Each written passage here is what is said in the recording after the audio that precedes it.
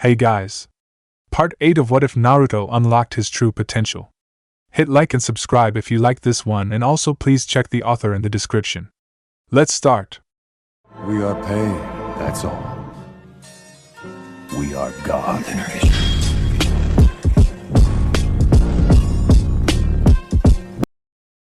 Chapter 39, Uzumaki Heritage. Ugh! Naruto groaned to himself as he opened his eyes. Upon waking up, the blonde Uzumaki realized that he was lying horizontally on a bed. Instead of the open, windowless room in the Uzushiogakure temple where he had last been fighting, he was in an illuminated bedroom. He pulled himself off the bed slowly and began looking around the room. He was the only person present, nobody else was inside. The room itself was barren except for the bed and the seals on the wall that kept the room illuminated. The structure of the room resembled the rest of the building in the temple, suggesting that the blonde was still in the Uzushiogakure temple. There was a window present in the room that revealed the full moon and nearby stars in the sky, revealing to Naruto that it was nighttime. Where am I? He questioned to himself. Where's Taiyuya and Karen? And what happened to the old guy? Naruto, still sore from his last fight, walked slowly towards the door in the room. He opened it and entered the large, circular, central room of the temple. Taiyuya, Karen, Jiraiya, and Masakato were all present in the room. The two cousins had been quietly chatting to each other. Jiraiya was examining the rubble that once was a statue of the Rakuto Sennin, and Masakato was sitting down in silent meditation. All four shinobi heard the sound of Naruto opening the door and turned to face the blonde Uzumaki. And the sleeping princess finally wakes up, Taiyuya commented with a snicker. 6 hours later. 6 hours? Naruto's eyes widened in response. Are you all right, Naruto? Jiraiya questioned. The Sannin quickly moved away from the statue pieces and went over to his godson. Fine. I'm just really sore and tired, Naruto replied. His voice reflected his physically tired state. Despite his own exhaustion, Naruto couldn't help but give his godfather a curious look. How did you get in here, Ero Sennin? I thought only an Uzumaki could step into the village. I let him in, Masakato spoke up, getting Naruto's attention. The Sandaime Uzukage stood up from his spot and walked over to the boy. I found him on the outside of the building trying to get through the blood seal I placed at the entrance. Since I was no longer fighting the three of you and I figured he would still be outside trying to unsuccessfully break in if I didn't do something, I just took down the seal for the moment. I would have broken your seal eventually, you know. Jiraiya grumbled in response immediately, in defense of his own skills. Bullshit. I designed that seal. There's not a damn way you would have broken in, Masakato stated dismissively. So, you aren't fighting us anymore, right? Naruto questioned the elder Uzumaki. Masakato turned his attention back to Naruto. The blonde Uzumaki noticed that the man's whole demeanor was different than the man he and his cousins had fought. The Masakato standing in front of him did not appear to have any of the signs of visible anger on his face. He also seemed much older, reflecting his age. He carried himself a lot more modestly, and his eyes seemed to wander the room in uncertainty. I talked with your cousins, Taiyuya and Karen, while you were unconscious.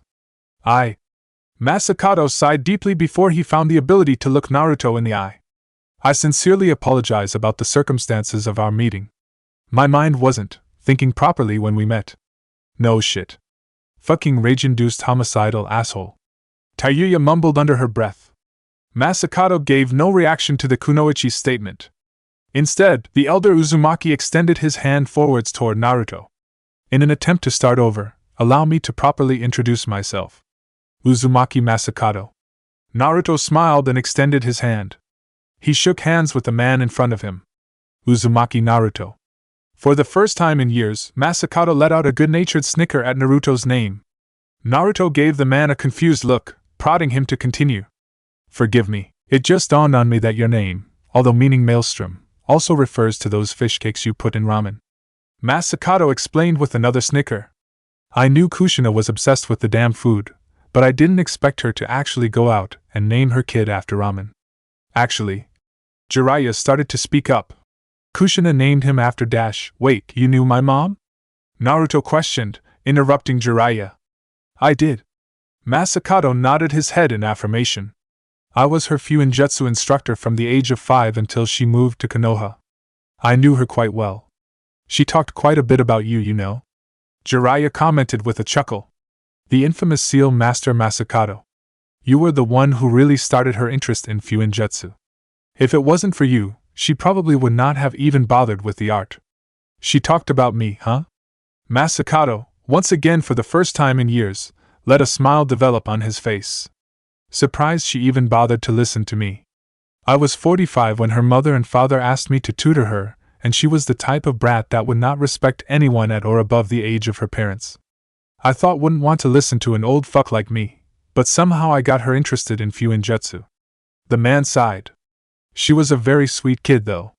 She was one of my favorite students. He then shook his head slightly to the side. And definitely not a traitor. I know precisely why you were in Konoha. Kushina, wherever you are in the afterlife, please forgive me. Can I ask a few more questions about my mom? About what she was like growing up? Naruto asked Masakato. The elder Uzumaki immediately nodded his head. I can do that, but in a little bit.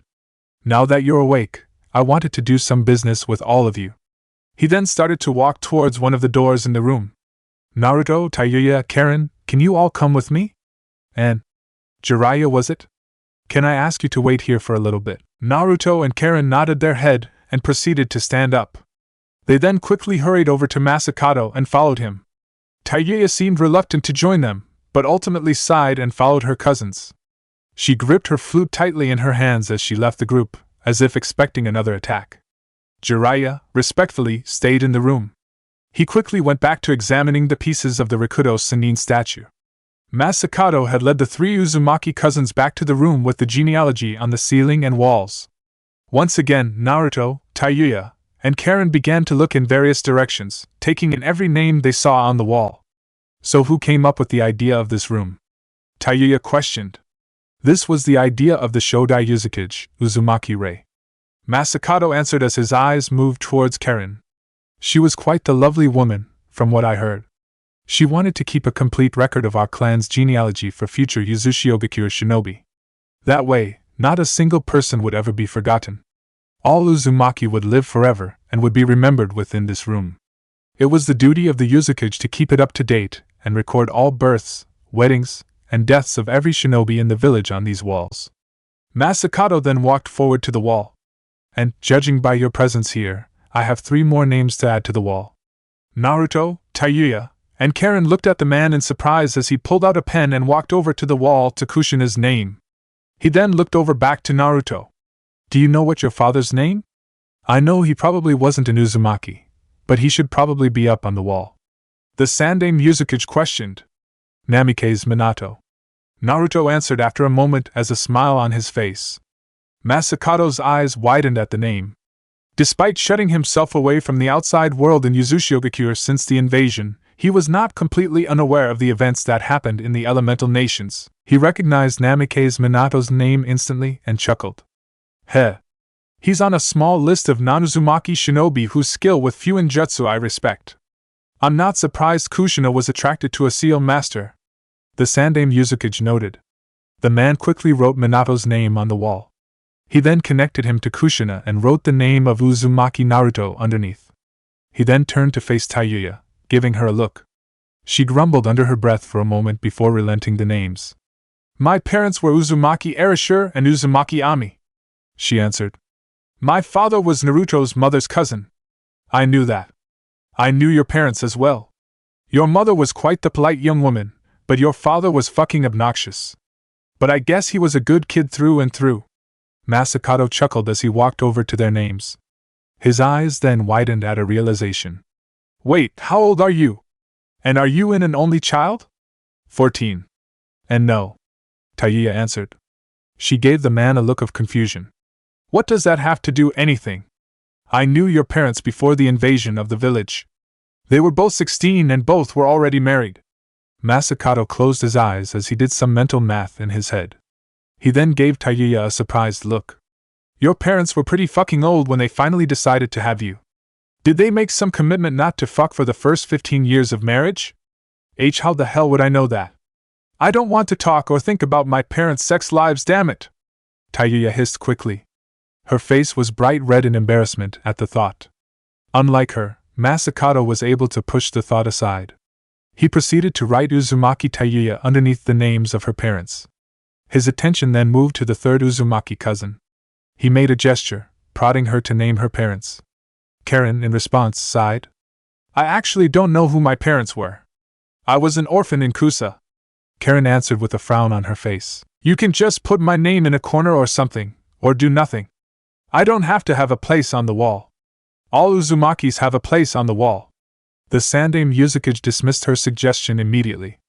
He then moved over to a separate section of the wall and began to examine names. A few seconds passed by before his eyes moved back to look at Karen. During our battle, I noticed you healed Tayuya by allowing her to bite into your skin. That's a very unique quality your life force has that not every Uzumaki possesses. Only the Lion of the Uzumaki Ray had that ability. Karen's eyes widened at the statement. You think I'm related to the Shodai Yuzakage? Not think. If your life force has that quality, then you are. Masakato replied with a shrug as his eye moved to Uzumaki Rei's name on the wall. He then moved downward. She had 2 daughters. One of them died early in her life, unmarried. The other married and had 1 kid. He moved down the genealogy to another set of names. This one also married and had 2 more children, a son and a girl. Those 2 were in my generation and I knew them both well. The son, unfortunately, died on a mission and didn't father any children. The daughter, a girl named Uzumaki Keiko, however, did marry and had a son just a few days before the invasion. I actually met her son a few times before the invasion and I recall him having poor vision and needing glasses. Masakato pointed to a new name. Karen walked forward slowly and looked at the name. Uzumaki Hiro. She mumbled. Her eyes moved to Masakato as she gave him a pleading look. Was he my father? Logically, he has to be. Masakato replied with a chuckle. He was a good kid. All of your parents were good kids. A frown then crept onto his face as he let out a sigh. They didn't deserve to die as young as they all did. You're the fakest piece of shit I've ever met, Tayuya declared. The former Sound 4 member walked forward to the Sandaime Yuzakage and pointed her flute directly at the man, as if it was a kunai. Masakato had no reaction to her comment. He simply gave her a confused look. Just a few fucking hours ago, our parents were traitors to you and you were trying to kill us. Now, just because you fucking taught Naruto's mom when she was a kid, you're mourning their deaths? You're claiming them to be good people now? Just after spitting on their legacies? Tayuya spat on the ground directly at Masakato's feet. You disgust me, old man. Tayuya! Naruto called out with a frown on his face. He walked forward to the 2 and attempted to step in between them. Enough. Bah! The kunoichi scoffed. Within seconds, Tayuya turned around and stormed out of the room, slamming the wooden door shut. Naruto immediately rushed after the girl, shouting her name. Karen and Masakato were left in the room alone.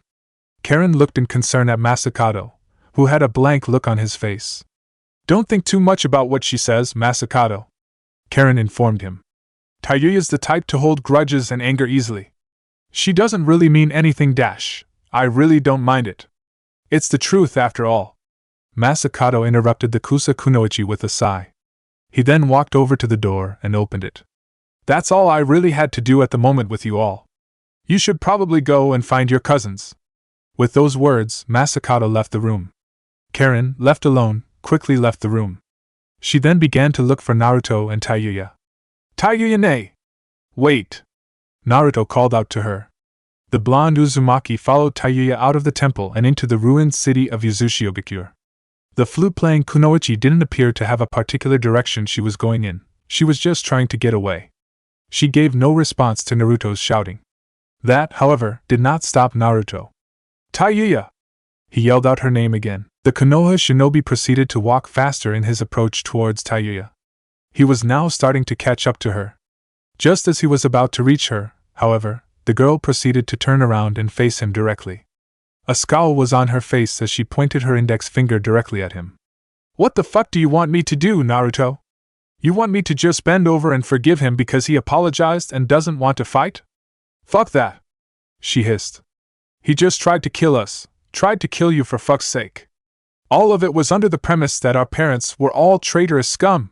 He didn't mean it. He just admitted that our parents weren't. Naruto explained. His mind was just ash, I don't care what his mind was like or what he was thinking about.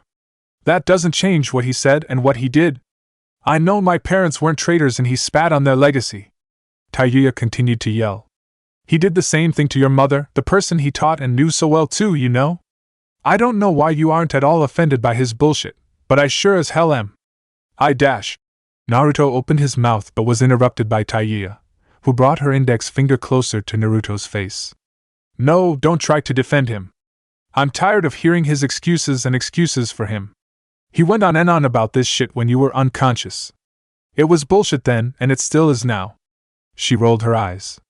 Seriously, give me one good reason why I should bother him. Tell me why I should even put up with his crap.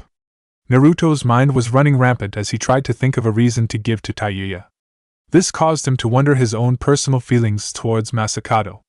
Although he was interested in his relationship with his mother, he would still have to admit that he didn't like the man too much. He was still pretty rude, said very nasty things before their fight, and did try to kill them, as Taiyuya had said. If it wasn't for the Kyuubi, Naruto would probably have been killed by him. What was stopping Naruto from hating the man the same way Taiyuya hated him? The answer came relatively quickly to his mind. When I was fighting him, just before I fell unconscious, I said something that caused him to stop fighting. I don't really remember what I said or know why it stopped him, but he started to cry. Naruto recalled to his cousin. I remember. Taiyuya nodded her head. Your point, though? We know what that scroll that Karen had found said. He was supposed to invent a seal to protect Yuzushiogakure from the invasion, but he wasn't able to do it and the village was destroyed. His family and the village that was elected to protect had all died in front of him. And he could trace all of the blame back to himself. I really don't know how anybody would be able to handle that. I know I couldn't. Naruto commented with a sigh. His mind obviously couldn't handle it either. His mind was filled with nothing but built-in anger and self-hatred that he took out on the only thing in front of him at the time, which was us. I really don't think he would normally do that. And I understand all of that. I understand why he would have gone insane and shit. Taiyuya acknowledged. Still, she was giving Naruto the same questioning look. But why should that excuse his actions? His mind is clearly in a better place, the Uzumaki declared. He regrets what he did and has admitted that he messed up. At this point, there is nothing we can do but forgive him. He can be sorry all he wants. I don't give a shit. Taiyuya rolled her eyes. I'm not the forgiving type. But you should be. Everybody should be. Naruto informed him sharply. What if I didn't forgive you? For all the work you did with Orochimaru? Taiyuya's eyes widened in response at Naruto's comment.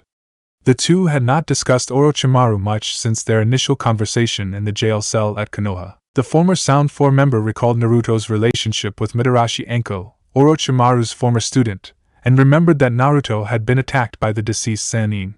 He had plenty of reasons to hate Orochimaru's existence, and by association, hers. Hesitantly, Taiyuya brought her index finger down from in front of Naruto's face. She brought her hands together and started to look anxious. Why did you forgive me, then? Why don't you hate me? She asked quietly.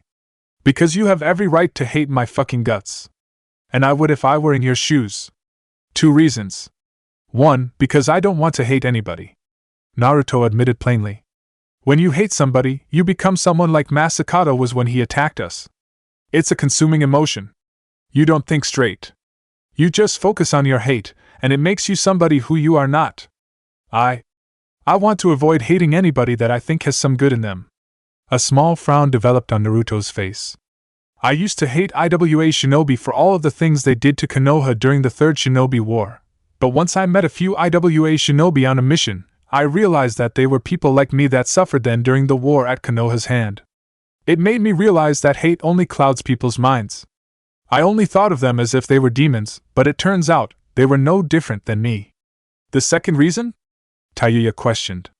Because you aren't a bad person. Naruto informed her with a smile. Taiyuya's eyes widened at that answer. You may have been working for Orochimaru, but you were just trying to find more members of the Uzumaki clan. It may not make it easy to forget things you've done, but it shows that you aren't a bad person and that you deserve a second chance.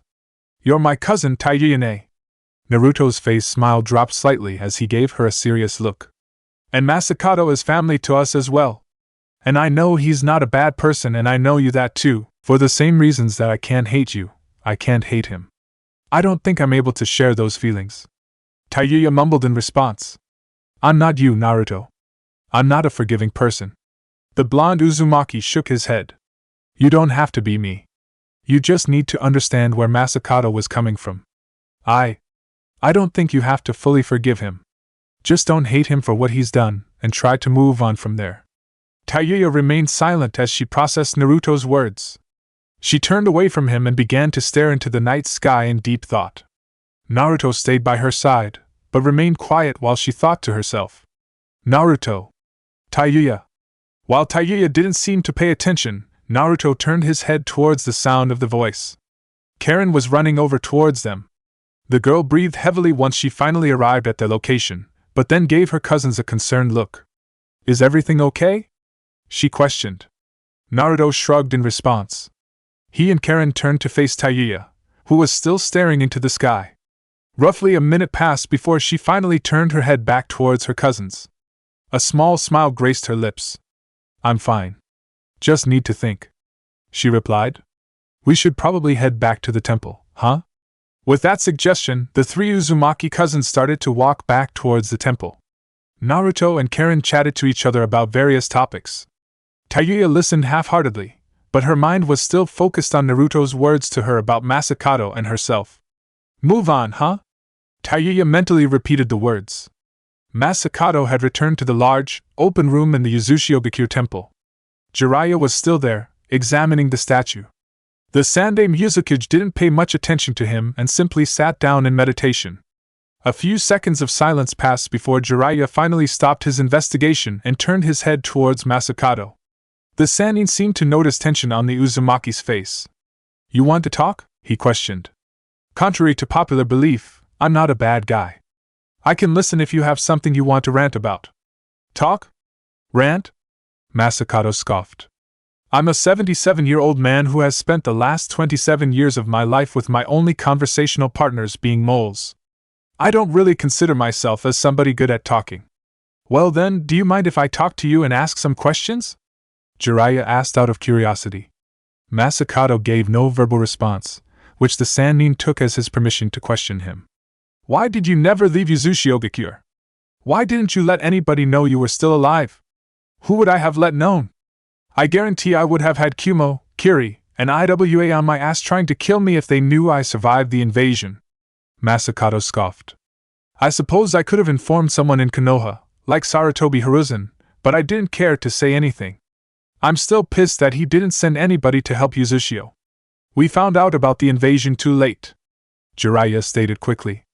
I realize that. Having said that, it doesn't change my feelings. I'm still pissed that you all couldn't do anything. The Sandai Muzukage replied with a scowl. But I suppose the main reason I didn't do anything was because I've been working non-stop on a seal that would fix everything. A seal? Jiraiya questioned. How familiar are you with the concept of time travel? Masakado questioned. Jiraiya gave Masakado a confused look at the question.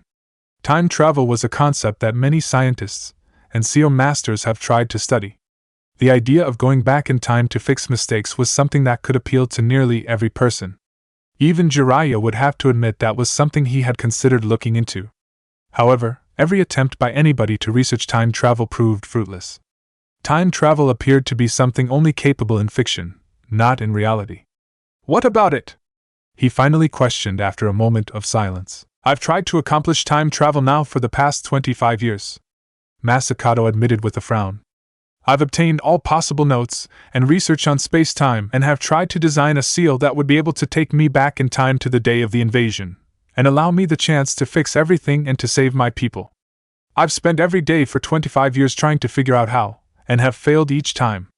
Jiraiya's eyes softened at the answer. If you can't perform it, then it must be impossible.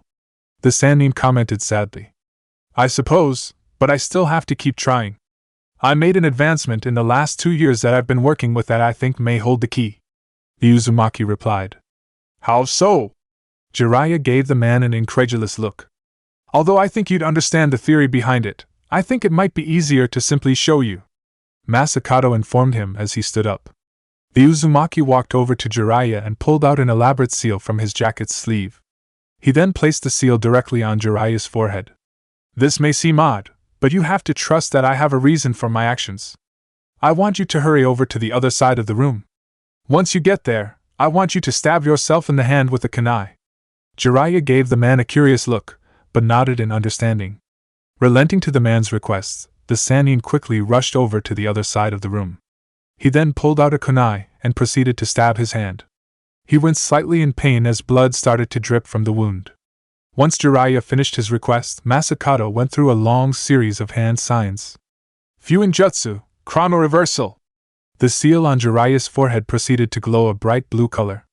Instantaneously, the blue light surrounded his body, encasing him. The blue light quickly moved backwards towards Jiraiya's initial position right by Masakato's side. Upon arrival, the blue light released Jiraiya and faded away. The seal on the Sannin's head proceeded to immediately disintegrate once the jutsu was complete. Jiraiya was currently in a daze and seemed confused about his position. He looked around, trying to understand what had happened and why he had moved. He then noticed something. He was no longer feeling pain. He quickly turned his attention to the hand that he had stabbed with his kunai only to notice that there was no wound. It appeared as if he was standing exactly where he had been and that he had never even been injured. What the? Jiraiya mumbled to himself. His mind was trying to understand what had just happened to him. Burk! As Jiraiya was slowly trying to understand what had happened, Masakato proceeded to fall to the ground. Jiraiya rushed over to the man's side and tried to help him up, but the Uzumaki seemed incapable of standing at the moment. He was breathing very heavily and struggling to remain conscious. Bad decision. I shouldn't have used that jutsu so soon after my fight with those 3 kids. Masakato mumbled as he winced in pain. Despite the pain in his body, however, he turned to face Jiraiya and gave him a curious look. Do you understand what I just did, though? Did you just take me back in time? Jiraiya questioned in amazement. In a loose sense, I suppose. The Sandaime Yuzukage replied with a chuckle. With a grunt, the man managed to pull himself off the ground. He took a deep breath, trying to still ignore the pain, before continuing to speak to Jiraiya. That seal I put on your head is my most advanced creation based on over 20 years of research on space-time. It records a direct copy of your body's physical condition and its placement in accordance to its surroundings. It constantly stays up to date with every action you make. Once activated, it recreates the recorded image and forces your body to return to those conditions. Masakato mumbled. He closed his eyes and thought, as if trying to come up with the words to explain his technique. It's not fully time travel, but it allows the person affected to travel back to a specific place that the seal recorded and keeps their physical condition the way it was then. Essentially, this jutsu forces a person to move through space back to where they had been and heals any wounds that they may have taken during that time period. Jiraiya realized. That's one way to put it, yes. Masakato commented. How long you travel back in time depends on the person using the jutsu, but it seems to be limited at 30 seconds max. It's not much, but I'm trying to find some way to expand on this jutsu and create full-scale time travel. Not much? Jiraiya shook his head. The Sannin was completely stunned about the existence of this technique and couldn't understand what Masakato meant. This is a huge advancement in the field of Fuinjutsu. Do you have any idea how many lives this one seal could save? This could allow seal masters to save the lives of their comrades during any mission and prevent so many needless deaths. How is this not that much? It's not what I was trying to create, damn it! I want to go back in time to save my family and village, not heal some fucking wounds from the past 30 seconds. That's how it's not that much to me. Masakato growled. Still even then, it's not much because the jutsu has way too much limiting factors to really be able to save as many lives as you think it could. The Sandaime Yuzukage informed Jiraiya sharply. He then held out his index finger. 1. The user of the jutsu must be the person who created the seal. And to be completely honest, there are only 3 people other than myself who I would even trust to attempt to create the seal. All 3 of those people are dead. Masakato then held out his middle finger. 2. This jutsu can be messed up badly. This ties in with my last point. If someone attempts this jutsu and is unable to use it, they could potentially erase the person that they are trying to save from the space-time continuum. They'd kill the person. I could easily see this jutsu actually being the thing that truly kills people, not saves them. The Sandame Yuzukage then proceeded to hold out his ring finger. And 3. The sheer amount of chakra this jutsu requires. I'm fucking drained right now. I can only practice with my research with this jutsu once a day with how physically draining it is to me. Right now, if you tried to kill me, there's not a damn thing I could do about it. And if any seal master somehow managed to pull this jutsu off on the battlefield, they won't be able to do anything else for the rest of the battle. They'd simply be waiting for an enemy to come and kill them. Jiraiya remained quiet for a moment. He closed his eyes in deep thought as he began to process Masakato's words about the limitations of the jutsu. Not trying to really be rude about it, but I'm just explaining facts about the jutsu. Masakato mentioned with a shrug. It's not the life-saving technique you think it is. It's just a small advancement that I hope can help lead to some form of time travel. What if I had somebody that could do this jutsu? Jiraiya spoke up. The Sandame Yuzukage raised an eyebrow at the Sannin. I think I know somebody who has enough chakra and general strength that they'd be able to use this technique properly without draining themselves in a battlefield. The Toad Sage stated. Would you be willing to teach it to them if they could do it? It's just a jutsu for my research. Nothing more. Masakato dismissed the comment. But if I had somebody that could do it, if I had somebody that could do a lot of good with this technique, would you teach it to them? Jiraiya continued to question. The Uzumaki remained quiet for a moment until he shrugged and started to speak. For the moment, he would humor the man. Well, yeah. If I actually thought they could learn the jutsu and actually use it the way you think they could, then I'd help. But again, we're talking hypotheticals. I doubt this person has as much chakra as you're talking about, but assuming they did, are they that skilled at Fuinjutsu to pull it off? They haven't studied it yet, Jiraiya stated. A scowl developed on Masakato's face. The Sannin spoke up quickly. But he's very quick at learning and has an interest to start learning Fuinjutsu. And he definitely has the necessary chakra reserves and physical conditions to handle the draining aspect of the jutsu. I know he'd be able to learn this jutsu and use it to save his comrades during battle. And this person would be? The Yuzukage demanded. Before Jiraiya could answer, the door to the room opened up. Naruto, Taiyuya, and Karen entered the room. The 3 Uzumaki cousins walked over to the 2 seal masters. Sorry about that. Naruto apologized to them. We just had something to do for a moment. That's fine. Masakato and I were just having a lovely talk, Jiraiya answered. Anyway, now that you are here, I was thinking of asking you all something. We can technically return to Konoha whenever we want. However, I think I would like to stay here for just a few more days. A week tops. It's here I would like to begin some training with you 3 on Fuinjutsu. Fuinjutsu? Karen questioned in surprise. And you want to work with all 3 of us? Really? Really, Ero Sennin? Naruto seemed as if he was about to jump up and down in excitement at the thought of learning Fuinjutsu. Of course I want to work with all 3 of you. It's in the Uzumaki blood and I haven't taught Fuinjutsu to somebody in years. This could be good for all of us. Besides, the world needs more seal masters, Jiraiya commented. He then turned his head towards Masakato. Would you like to help me teach them, Masakato? Masakato didn't say anything at first. He began to notice something.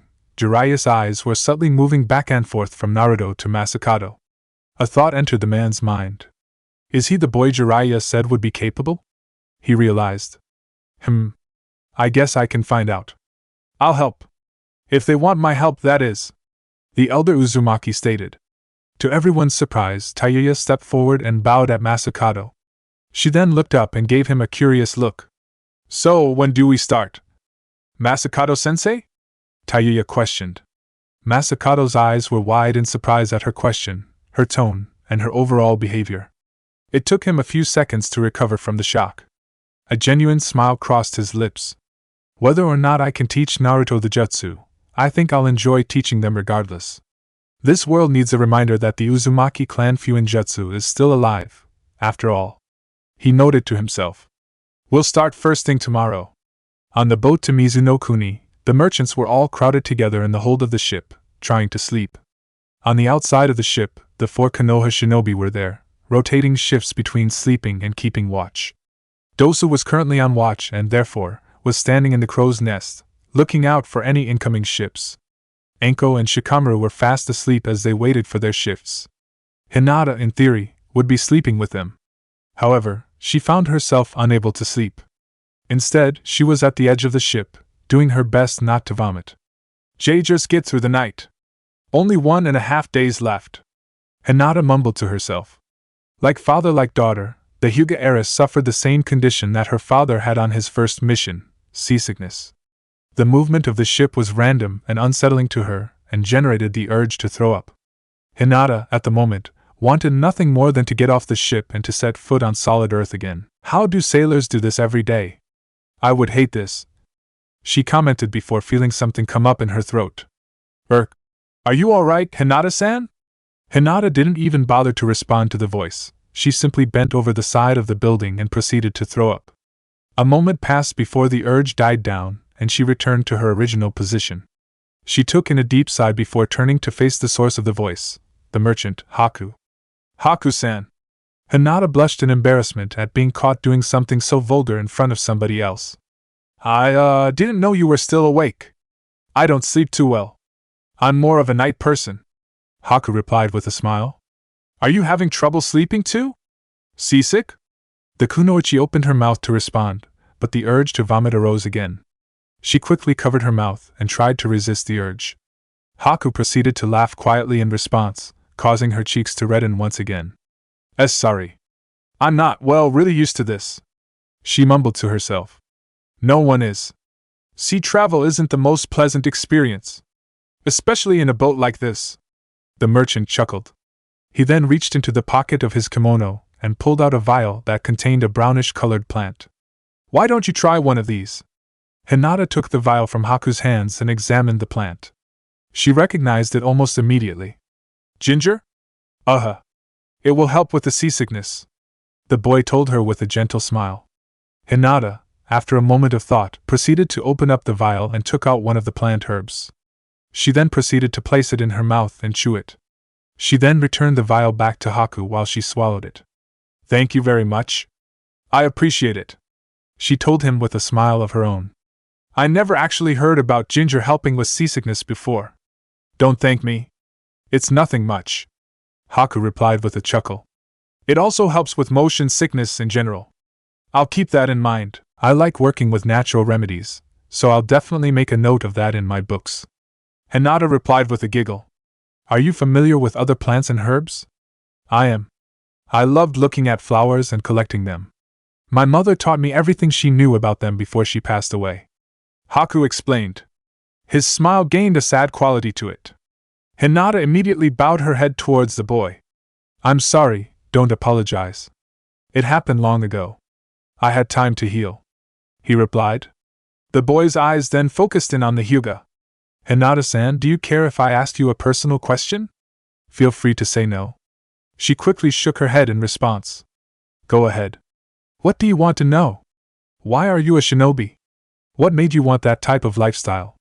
Haku questioned. Hinata gave the boy a surprised look. She didn't assume he would ask a question like that.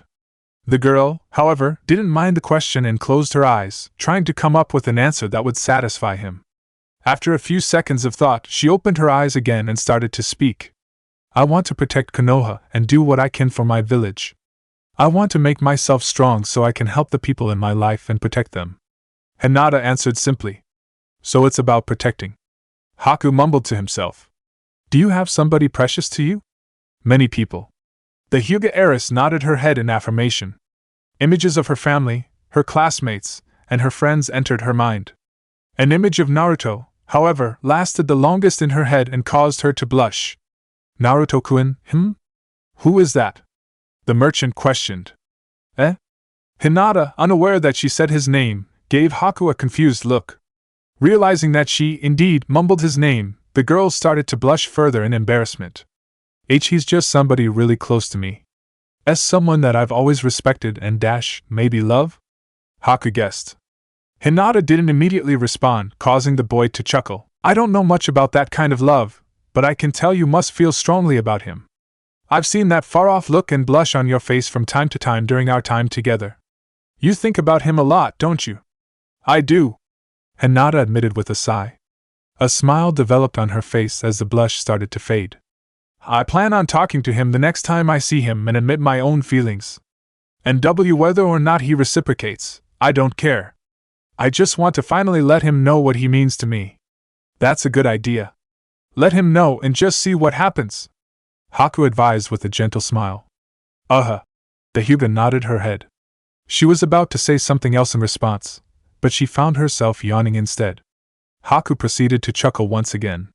Tired? No longer feeling seasick? He questioned. Yeah, I am. And honestly, I'm starting to feel a little better, Hinata commented with a smile. Thank you so much for the ginger, Haku-san. And for the talk. I really enjoyed it. Don't think anything of it. I'm lucky to have you shinobi escorting me back to my home, the merchant replied. You get some sleep. I'll probably stay up just a little longer. I will. Hinata nodded her head. She then gave Haku a friendly hug before starting to walk off. Good night. Haku waved goodbye to the kunoichi. When he noticed that she was gone and had returned to her quarters next to Anko and Shikamaru, the merchant sighed. He then looked out towards the sea with a sad smile on his face. I hope everything works out for you, Hinata-san, and that you can make it home in one piece to tell him how you feel. Haku mentally sighed. Hopefully everything works out for all of us in these next few days. Zabuza-sama. I'll be there soon. Stay safe. As soon as daylight hit the ruined village of Yuzushiogakure, Naruto, Taiya, and Karen were forced awake by Jiraiya and Masakado. The three Uzumaki cousins were yawning and appeared annoyed as the two seal masters rushed them out of the temple. The group then proceeded to sit down on the ground as they began their lesson.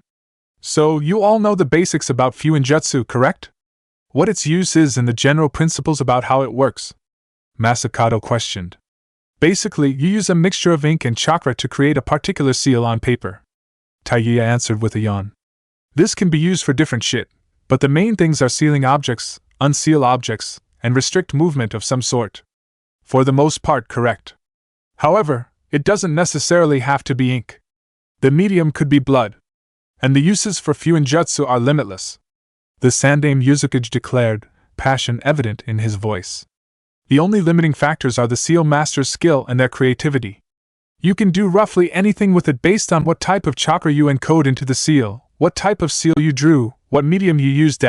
Again, to reiterate what he said, the potential of Fuinjutsu is only limited by your own capabilities, Jiraiya declared, interrupting the Yuzukage. Why aren't there more seal masters then? Karen questioned in confusion. If the potential is near limitless, wouldn't it make sense for everyone to practice Fuinjutsu then? There are a couple of reasons, but the main reason behind it is the complexity of the art, Jiraiya answered. Let me demonstrate, Masakado requested as he pulled out 2 pieces of paper and a pen. The Sandaime Yuzukage quickly drew an elaborate seal on one of the papers. By the time he finished, he attached the seal to a kunai knife and tossed it into the sky. He then made a singular hand sign, causing the seal to explode and create fireworks in the sky. The 3 Uzumaki cousins watched in amazement. Wow! Naruto gasped. It's so pretty! Karen mumbled. That was a seal done correctly. Now observe this, Masakado declared, calling their attention. Masakado, once again, began drawing an elaborate seal on the second paper. This time, however, he made one singular stroke on the paper differently. Once the seal was complete, he attached it to a kunai knife and tossed it into the sky. He made the same hand sign. Instead of exploding and releasing more fireworks, however, the seal merely caught on fire and disappeared. What happened? Taiya questioned. The seal didn't work. That's what happens when there is a mistake in the creation process of a seal. Even if it's a minor mistake, it can still ultimately ruin the jutsu. Fuinjutsu is not a forgiving art. It will punish the user if they make even the slightest of mistakes, Masakado informed them. Now, the seal only disappeared from existence because of the nature of the technique. However, some seals, like seals that directly affect the user, can have a lot more drastic effects if they are ultimately done incorrectly. Jiraiya explained. He then turned to face Naruto. Naruto, your father had to design a seal when using the Hiraishin no Jutsu, the Flying Thunder God technique. If he made a single mistake when making the seal that he was using, he could have potentially destroyed himself. Naruto's eyes widened in fear. Really? It's a dangerous art, kid, but filled with dangerous possibilities for your enemies. Masakato declared with a shrug. But I hope that helps you all understand how important it is to do things right with Fuinjutsu. It will help explain the first step to learning Fuinjutsu. Jiraiya and Masakato both pulled out 3 scrolls and handed them to the 3 Uzumaki cousins. They then handed them separating pens. Once each Uzumaki had their tools, Masakato pulled out a 4th scroll and laid it out in front of them. Written on the scroll were various kanji, ranging from kanji of the natural elements to kanji that represented abstract concepts, like time or health. Altogether, there were 20 different symbols on the scroll. To figure out where to start, though, we're going to see how your penmanship is. I want you all to copy these kanji perfectly onto your scrolls, Masakato informed them. This is a test to see how precise your penmanship and your brush strokes. It's the simplest task involved, but it's also the easiest thing to fuck up. And if you truly intend to add Fuinjutsu to your repertoire, you can't afford to fuck up when designing your seals. Easy. Tayuya rolled her eyes. Any random person can write properly. This won't be hard at all. Oh? Masakato raised one of his eyebrows. Alright, start copying. You have 30 seconds. 30 seconds? Naruto shouted loudly. 29, 28. The Sande musicage continued to count. Frantically, the 3 Uzumaki cousins began to copy down the kanji onto their own scrolls. Masakato proceeded to count down from 30 to 1. By the time he finished, the 3 Uzumakis were still writing. Stop. That's all the time you had? He ordered. Jiraiya, how did they do? Jiraiya quickly rushed over and took the scrolls away from the Uzumaki cousins. He then started to examine them. A frown developed on his face. None of them finished. Karen wrote 16 kanji, Naruto managed 12, and Tayuya just hit 10. Having said that, not all of the kanji were done correct. I can see brushstrokes that were missed, and Tayuya forgot a complete radical in the kanji 4 times. He answered.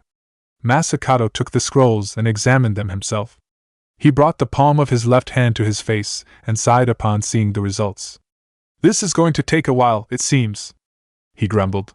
What was the point of a time limit? Karen questioned. Yeah, what the fuck?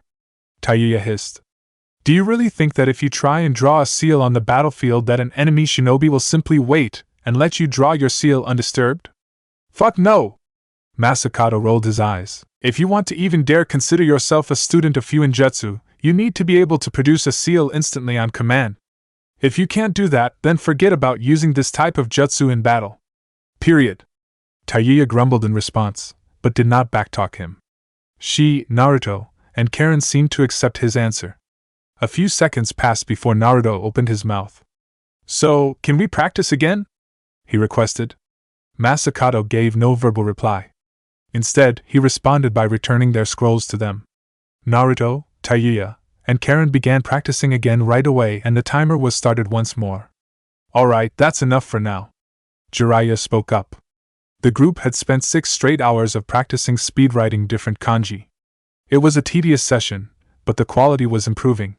Naruto, Tayuya, and Karen proved to be capable of drawing 20 unique kanji in 30 seconds quite well. The quality of their writing still needed to be improved, but they were getting the speed down. That was a step in the right direction, so far. We'll get back to work on improving the quality of your strokes in a little bit, but for now, I want to start working on another concept. Masakato informed them. The Sande musicage proceeded to lead the group back towards the temple. They remained outside, standing just by the front doors. Upon arrival, Masakato pulled out 3 slips of sealing paper and handed it to Naruto, Tayuya, and Karen. We practiced, in a very general form, the idea of writing and creating seals at a rapid rate. Now I'd like to start practicing on the other general idea that is required for Fuinjutsu, sealing your chakra inside them. Masakato informed them. And how do we go about doing that? Karen questioned. You all did those basic chakra control exercises, right? Balancing the leaf on your forehead, walking up trees, etc. All that basic stuff? Jiraiya asked. The 3 Uzumaki cousins nodded. It's very similar to that. How we're going to start is by having you all seal a small portion of your chakra into the sealing paper so that it'll stick to the wall without falling. Masakato informed them. To demonstrate, Jiraiya pulled out his own sealing paper. He placed the paper on the wall and kept his index finger on it. A second passed by and Jiraiya removed his finger. The paper remained stuck to the wall. It's a simple exercise, but it helps you all start with placing your chakra within seals, which is a necessity for legitimately every sealing technique. The Sandame Yuzukage commented. Try it yourselves. Naruto, Taiyuya, and Karen nodded their heads in understanding. They then walked over to the wall of the building and placed the seal on the wall, holding it in place with their index fingers. Mold chakra into your finger. The Yuzukage continued to explain.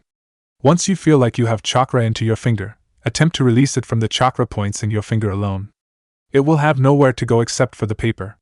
Apply just the right amount of chakra it would take to keep a leaf on top of your head. The three Uzumaki cousins attempted to take Masakato's advice to heart and channeled their chakra into their fingers.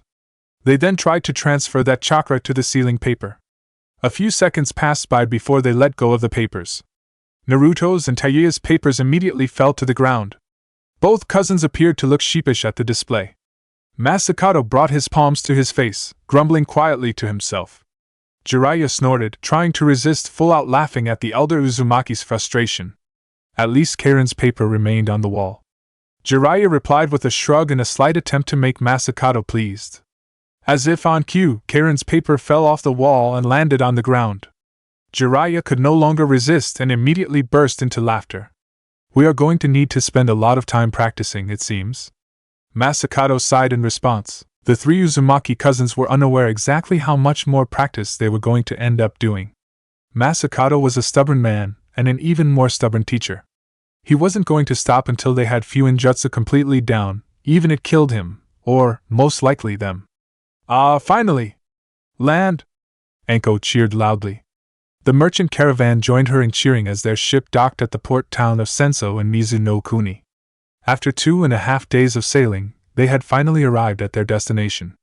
Almost immediately upon arrival, the group disembarked. Hinata and Dosa stepped off first and were followed slowly by the merchants.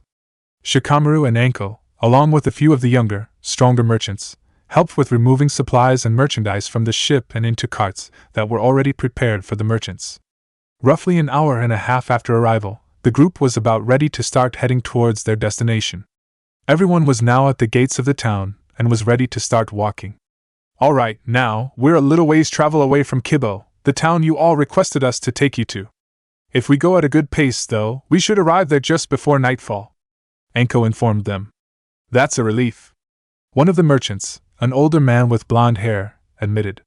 We really need to get back to town as soon as possible. Yeah? We'll get you there. Anko replied with a chuckle. Let's dash, I hear something. Dosa spoke up, interrupting the jonin. The group gave him his full attention. I hear footsteps, loud, multiple footsteps. The boy turned his head to face Hinata. Hinata-san, can you activate your Byakugan? The kunoichi responded by activating her dojutsu. Using her enhanced vision, she saw what Dosa was referring to. A group of 5 shinobi, not too far away from the town, was rushing towards the gate. Each of them were wearing masks with the Kirigakure symbol and were dressed in shinobi attire. How many are approaching? Dosa questioned. 5. She answered. Instantly, the merchant caravan stiffened in fear. They started to chatter to each other nervously, and a few of them began to pray to various deities for their safety. Anko proceeded to step forward ahead of her students. Everybody, calm down. Nothing is going to happen to anybody. I promise, she informed the merchants in a calming manner. Almost immediately, they began to quiet to listen to the jonin. She then turned her attention towards her team. I'm going to move ahead out of the village. If I come back, then there was nothing to worry about. If you see a giant fireball in the sky, then 2 of you rush forward to help me fight while the 3rd person stays here to defend the merchants. If you a giant snake, though, then that means flee and keep the villagers safe. Do you understand? We aren't going to abandon you, Anko-sensei. Shikamaru informed her sharply. I'm not asking you to abandon me. I won't die. If that happens, I'll be fleeing as well. What I'm asking is for you all to prioritize the safety of our clients. Is that understood? Anko replied sharply. It is, he replied with a sigh. Hinata and Dosa nodded in affirmation as well, showing their understanding. Once the plan was finalized, Anko marched forward by herself. She exited the gates of the town and waited in front of them, preparing for combat. A minute passed by before she received company. 5 shinobi, as Hinata predicted, arrived on the scene. Enko recognized their uniforms immediately as Kirigakure shinobi still loyal to the Yandere Mizukage Yagura. They didn't bother trying to be stealthy. I suppose I can trust that either they do not want to fight us or they just aren't the most capable shinobi. Either way is fine with me. Enko noted in her head. Konoha shinobi, we mean you no harm. We ask that you surrender the merchant caravan you are with to us. We are Kirigakure shinobi and will escort them to their village, one of the shinobi informed her. He spoke in a tone that suggested he was demanding her. I'm sorry, but that wasn't part of our mission stipulations. The caravan requested for us to deliver them to their village. Enko informed them coolly. There's been a change in policy. All travelers that step foot into Mizu no Kuni must be approved by Kirigakure shinobi to make sure they are not rebel allies or sympathizers. This was new law passed by Yagura-sama himself. The same shinobi declared emotionlessly. Enko soon noticed that the other 4 shinobi were starting to reach for weapons. The Jonin resisted the urge to roll her eyes. They aren't even subtle about this. The Mizukage really has some shit shinobi within his ranks. She noted in disgust. Regardless, she began to channel chakra throughout her body and prepared for the first strike. Regardless, they're hostile. They're going to attack regardless. Guess there's only way this confrontation is going to go. I was really hoping to not start something here, but if they're going to attack first. It is odd that this law has never reached the ears of the Hokage. Enko told the shinobi. I don't believe it. Sorry, but we're still going to transport them. Perhaps you can be persuaded. One of the shinobi declared as he charged forward towards Enko with a kunai. Before Enko could respond back, a giant spike made of pure ice developed directly underneath the man. The spike shot forward from the ground and impaled him in the heart, killing him instantly. What the dash? One of the remaining Kirigakure shinobi gasped. It's the ice style. One of those bloodline freaks is nearby. The lead Kirigakure shinobi hissed. Although she was confused about the origin of the ice, Enko proceeded to take advantage of the Kirigakure shinobi's surprise and attack. She quickly held out her hand and pointed it at one of the shinobi. Hidden shadow snake hands. 4 snakes rushed forward from the sleeve of Enko's jacket. They went straight for the neck of one of the Kirigakure shinobi. Taking him by surprise, the snakes bit down, poisoning him. The man struggled to break free before his eyes widened and he fell to the ground in pain. Bitch! I'll dash! Before the man could finish his statement, 3 more spikes of ice developed from the ground, impaling him, the shinobi that Enko's snakes had just poisoned, and the 4th Kirigakure shinobi. All 3 died instantly. The only surviving shinobi was the lead Kirigakure shinobi. He looked around in surprise at the deaths around him before glaring at the Jonin in front of him. You are an accomplice with the rebels, I see. Konoha must be working with them. Yagura-sama will not be happy about this. This will mean war, he declared ominously. We're not working with anybody, but it doesn't matter in the end. You won't be telling him anything. Dead man don't have anything to say, Enko hissed in response. Enko made another series of hand signs, preparing to unleash a large fireball into the sky and have 2 of her subordinates join her in battle and against the shinobi. Before she could finish the attack, however, a large pillar of ice developed underneath the Kirigakure shinobi's body. The pillar consumed his body, completely encasing him in ice. He was unable to move or do anything. Immediately after, a single saban flew from behind Enko from the direction of the gate to the city and hit the ice pillar, going straight through it and making contact with the man's body. It hit him in his chest, where his heart was. The ice immediately shattered and the man fell to the ground. The saban pierced deep enough into his heart that it killed him. Who is the ice release user? Where are you? Enko questioned in her head. Her eyes started to look around the battlefield and in the direction where the saban came from. She, unfortunately, could not see anything. Are they already gone? Seriously? Enko remained motionless, looking around for the ice-style ninjutsu user. She remained in position for battle, preparing for any form of skirmish. A few minutes passed by before Shikamaru, Hinata, and Dosu, along with the merchant caravan, came outside the gate of the town and headed towards the Jonin. Enko Taishu, is everything alright? Dosu questioned. I'm fine, she grumbled in response. She then looked towards Hinata. You had her Byakugan still active, right? So you saw what happened with the ice? The Hyuga nodded in her affirmation. Where was the person? Did you see them? As soon as it appeared you were about to engage them, the person appeared from hiding. I saw them attack and then disappear when the last shinobi died, Hinata admitted with a frown. I don't know where they went though. They just seemed to disappear. Getting away from the Byakugan? In a way that Hinata has absolutely no idea where they went to. That should be impossible. Anko nearly screamed. Anko-san? Is everything okay? Anko was pulled out of her thoughts by the questions of one of the merchants. The entire caravan was looking at her with concern on their faces. The jonin quickly nodded her head. I'm fine, yes. The men are gone. We'll keep an eye out for more during our trip to Kibo, she told the merchants. Although, I need to know something. You all promised me this and you all promised the Hokage this, but I need to make sure, are any of you affiliated in some way with either the rebels of Kirigakure or the Mizuki's army? No. One of the merchants quickly shook her head. Choosing a side in the conflict is suicide. The other side would simply kill you if they thought you were against them. No, none of us have any affiliation. I promise that, another merchant stated. After hearing a variety of reasons why each merchant was not working with either side in the civil war, Anko finally heard enough. She held out her hand, signaling for the merchants to stop talking. I believe you all. I believe you, she told them. It seems, though, that the Mizukage may suspect something, though. We all need to be careful. We're going to increase to the village and try and get there as quickly as possible. I don't want to risk anything happening. Is that fine with everybody? The merchants were quiet for a moment. A few seconds passed by before one, Haku, stood forward and nodded his head. We're willing to follow your request, Anko-san.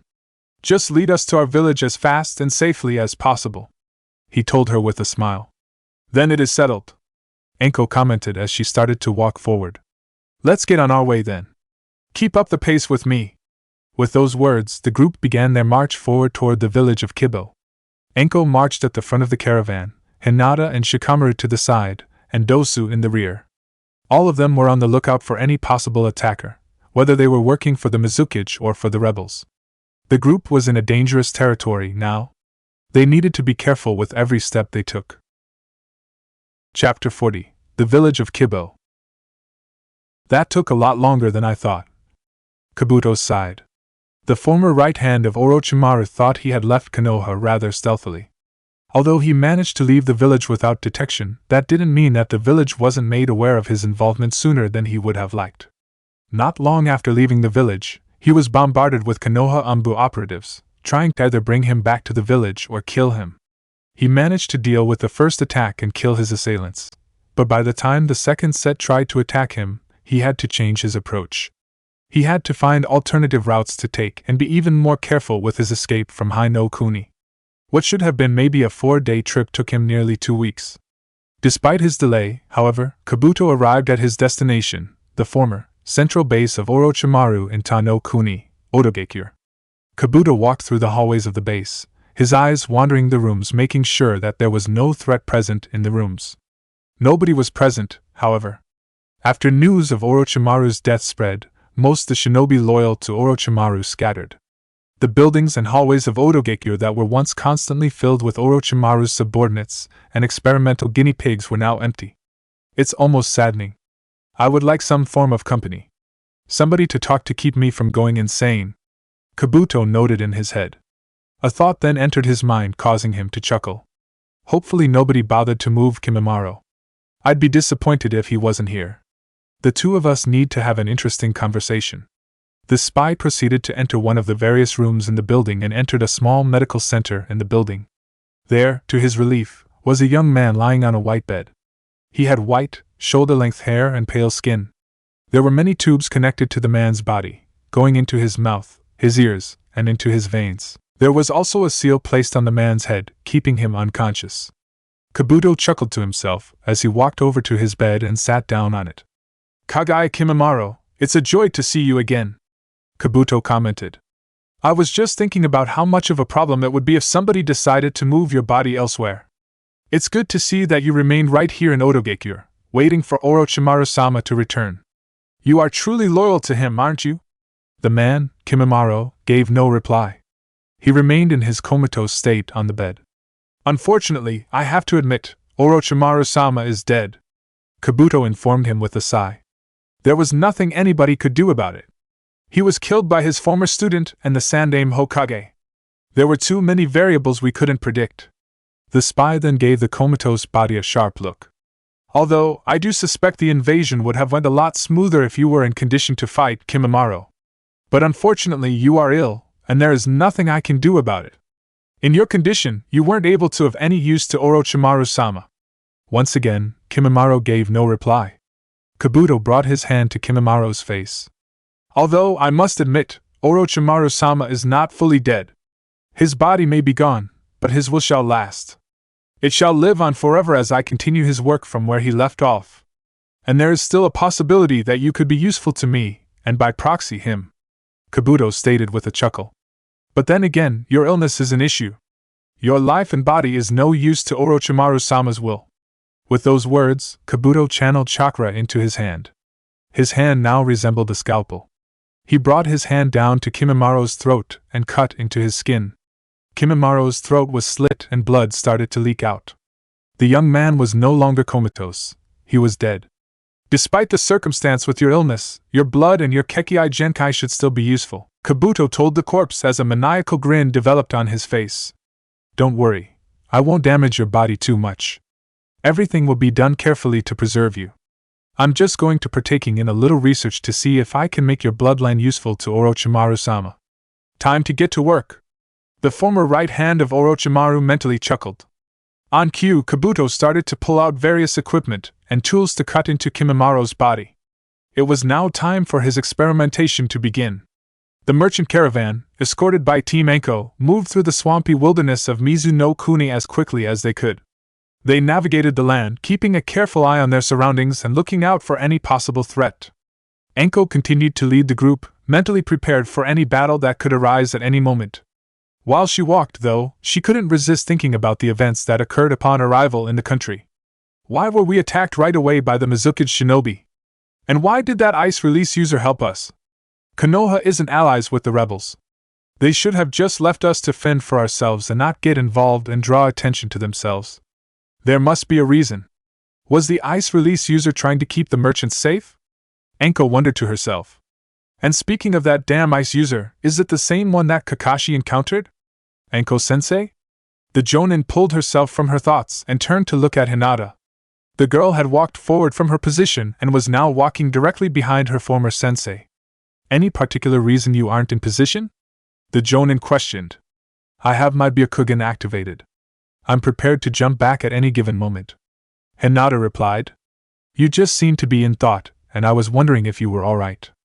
I'm fine. No need to worry about me. I'm just thinking about that damn fight at the port town. Enko commented with a sigh. That ice releaser somehow got past your Byakugan, you know? And he actually fought the Mizukage shinobi. It doesn't make sense why though. He'd have to be with the rebels, but we aren't allied with them. Why help us? Hinata frowned at Enko's mention of the ice release user. She wasn't fully certain how this person managed to avoid detection from her, and that was a disturbing thought to her. She wasn't certain if they could call this shinobi an ally at the moment, so it was concerning that there was at least one shinobi in the area that could potentially get past her eyesight. As the Hyuga began to think about the shinobi, she noticed something that Enko had mentioned. She then gave her former sensei a curious look. You called the shinobi a he. Did you see him? She asked. I didn't. Enko shook her head in response. She then sighed. I'm just guessing. The ice-release Kekkai Genkai is only found in the blood of the Yuki clan shinobi, and there are very few of them left. Most were killed in Kirigakure's bloodline hunts. The Chunin shivered in response. The idea of being hunted for having a Kekkai Genkai was a scary thought to her. If the Hyuga clan were from Mizu-no-Kuni, then would she and her family have been victims of the bloodline hunts? It was a terrifying thought, one she didn't want to think about for too long. She proceeded to shake her head and return her thoughts to her initial question. But why would that make you think the shinobi was male? She continued to ask. Again, there are very few confirmed Yuki clan shinobi still alive. The only one that I know that is currently alive is a male. Enko mentioned. Do you know his name? Hinata's curiosity seemed to grow with each answer. No. I only heard the information from Kakashi. He actually didn't know the boy's name. Enko shrugged. I just know what he told me. He led his own team on a mission to Nami no Kuni early in their career, and the mission jumped up to an A rank due to the client lying about mission specifics. Something about being hunted by some rich, corrupt dude named Gato. Still, they continued the mission and were attacked by two shinobi, Momochi Zabuza and this mysterious ice release user. They engaged with Zabuza twice, but only fight the ice release user once. So, these two shinobi survived fights with Kakashi-sensei? Hinata's eyes were wide in surprise. Yeah, actually. Kakashi and Zabuza engaged each other twice and brought each other to a stalemate both times. Kakashi almost landed a killing blow on Zabuza during both fights though, but the ice release user apparently intervened twice and saved Zabuza. The ice release user apparently fought all three of Kakashi's students and knocked them unconscious. According to Kakashi, while he didn't know the boy's name, he said he seemed too gentle to kill mindlessly and purposely attacked his students in a way to merely prevent them from fighting. Thank God. Hinata sighed in relief. Even if she wasn't the closest person to Sasuke, Sakura, and Kiba, she didn't want to imagine them dying. They were her classmates and people she believed she could call friends. Anyway, Kakashi said that Gato eventually came to their battlefield and told them their contract was up and he and some goons he had employed were going to kill them, along with everyone else. Anko snorted at her own words. Fucking idiot. He assumed that because he was rich that he was untouchable. Well, that idiotic action backfired on him. Zabuza and the ice release user ended up working with Kakashi and slaughtered Gato and his soldiers. With the battle and the contract gone, Zabuza and the ice release user simply vanished. So you think that this person is here? Hinata asked. It's just a thought. Again, he's the only Yuki clan shinobi that I know still alive. Wouldn't like it to be him, though. That would mean Momochi Zabuza is probably nearby, and I wouldn't want to get involved with him. The dude's pretty fucked up. Anko commented. She then proceeded to chuckle, though. A fire proceeded to burn her eyes as she clenched her fists. Though I have to admit, I wouldn't mind taking him on at some point. He and Kakashi stalemated, but I think I could take him. And if I did that, that would mean I was better than Kakashi. Hinata coughed in response. Oh, let's just hope we don't have to fight anyone while we are here. Anko, recalling their mission and the current situation they were in, relaxed her hands and seemed to calm down. You're right. If they are here, then they are probably with the rebels. And I'll say this again, I do not want to get Konoha involved in this damn civil war. Anko stated. Let's get this mission done with and get the hell out. Hinata merely nodded in understanding. The conversation between the two kunoichi seemed to drop and Hinata returned to her position amongst the caravan. Finally. Progress. Masakato declared triumphantly. After continuous practice, Naruto, Tayuya, and Karen were able to keep their sealing tags stuck to the walls of the temple. They were now capable of sealing their chakra within mediums. The group also improved significantly on their penmanship, both in accuracy of brushstrokes and in their general speed. The Uzumaki cousins were learning the initial stages of Fuinjutsu quickly, much to the joy of both Jiraiya and Masakato. We're getting closer. A lot closer. Tayuya commented excitedly. What's next on the training? Probably practicing with illumination seals, right? Jiraiya questioned Masakato. Naruto gave his godfather a curious look. What do you mean by that? You know those seals I have placed throughout the temple that keep the rooms illuminated, even if there is no window? Masakato questioned. Naruto and his cousins nodded. We'll be working on producing those. They're not horribly difficult seals to create, don't require much sealing, and the necessary kanji and symbols aren't too difficult to produce. But it'll combine both aspects of your training, penmanship and sealing your chakra within the seals. That makes sense, Karen stated with a smile. When can we start? Hey, you all really are anxious to learn. Masakato grinned. It really had been long since he had last instructed anybody on Fuinjutsu, but he still enjoyed the feeling of having students who wanted to learn. It was the most rewarding sensation a teacher could have. Of course we are. We're making tons of progress too, Naruto declared with a smirk. Yeah, you guys are, Masakato admitted with a smirk. The Uzukage, however, didn't want his students to become too arrogant with their abilities. However, you are all 13 and 14 learning these lessons. Most people in Uzushiogakure, when they learned these skills, were 5 or 6. So, in that sense, you could say you are all behind. Hey! Tayuya grumbled in response, giving the man a glare. That's not a fair comparison, Karen added, a frown on her face. It is to me. My own kids weren't the most focused learners and they managed to learn few ninjutsu by age 8. Again, you're all behind in regards to progress. The Sandaime Yuzukage replied with a snort. The man had intended for his comment to be a good-natured joke to rile up his students. However, Masakato's joke only reminded himself of his own children. His eyes turned downward and the smirk on his lips died. His face became strictly neutral. Naruto had prepared a response back to Masakato's teasing, but the words failed to leave his mouth when he saw the man's change of mood. Instead, the boy felt concern develop in his body. Masakato-sensei, are you alright? He asked. You know, there's one place here that I haven't shown you all yet. One place I think you all need to go, he commented, his voice filled with sorrow. The man then turned his attention towards Jiraiya. We'll continue with the lessons in just a moment. Do you care if I take them there now? Go ahead. Take your time. Jiraiya encouraged as he made a gesture with his hands, sending the group off. Immediately, Masakato started to walk north of the Yuzushiogakure temple. Naruto, Taiya, and Karen walked behind him. The group remained in silence as the Uzumaki cousins tried to understand what had changed in Masakato's mood. They walked forward for 5 minutes before they reached their destination. They were now in a location in the ruined village that had no signs of rubble. All stones, bricks, former building pieces, and signs of road were completely removed. The area was completely covered in dirt, with tombstone. Thousands of black tombstones filled the area, close together. Masakato continued to walk silently with his fellow clansmen following behind. A sense of dread filled Naruto's, Taiya's, and Karen's bodies as they approached the tombstones. It took me a while to recover and deal with the fact that I was the only survivor of the attack. Or at least, the only survivor still present in the village. Masakato started to talk. The sorrow that had been present in his voice seemed to have grown as his eyes began to water with tears. Once I finally accepted that fact, well, I realized that something needed to be done about all of the bodies that weren't destroyed. Because surprisingly, the attackers didn't take any bodies back to examine or anything. They were just left scattered throughout Yuzushiogakure. All of the people that I knew and lived with, all the people that I swore to protect, were now nothing but corpses to me. The elder Uzumaki choked out a sob, causing Naruto and Karen to start walking closer to him to comfort him. Masakato, however, pushed them away. Instead, he walked closer to the tombstones. He placed his hands on one of them. It took me a week to bury everybody. I didn't do anything but focus on their burials.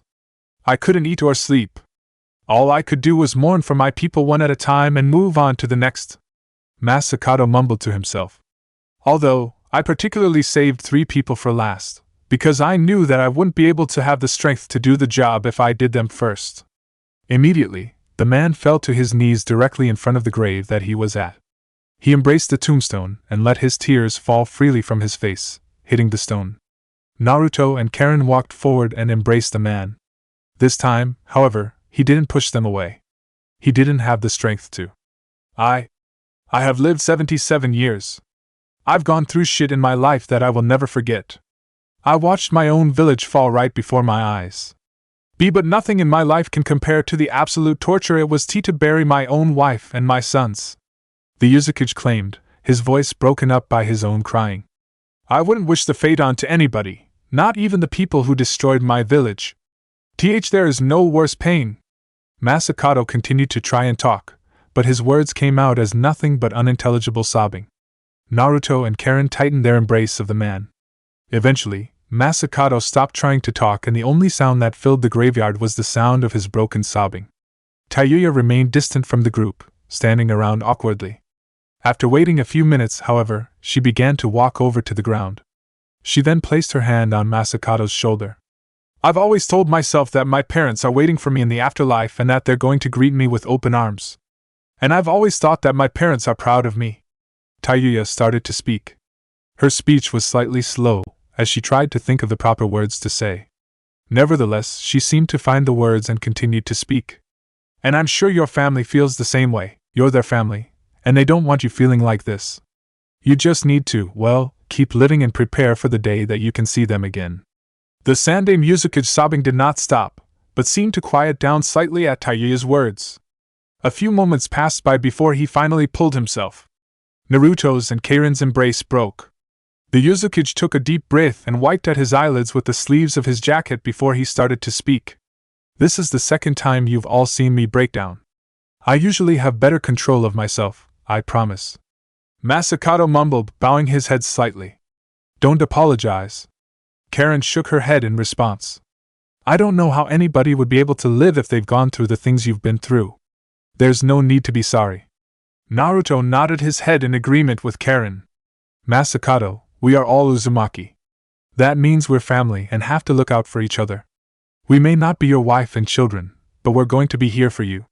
Family doesn't turn their back on each other. Damn straight. Tayuya declared her agreement with the blonde. Heh. Masakato chuckled in response. He felt his eyes starting to water up once again, but he quickly brought his sleeves to his eyes and wiped the tears away before they developed. You brats are going to make me sentimental and shit.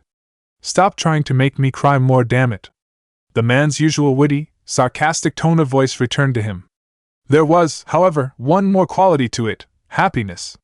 For the first time since they had met him, Masakato finally seemed to be happy. Come on, kids. Let's get back to your lessons. We've still got to keep training and get your fuinjutsu better, he informed them. Naruto, Tayuya, and Karen all nodded in understanding.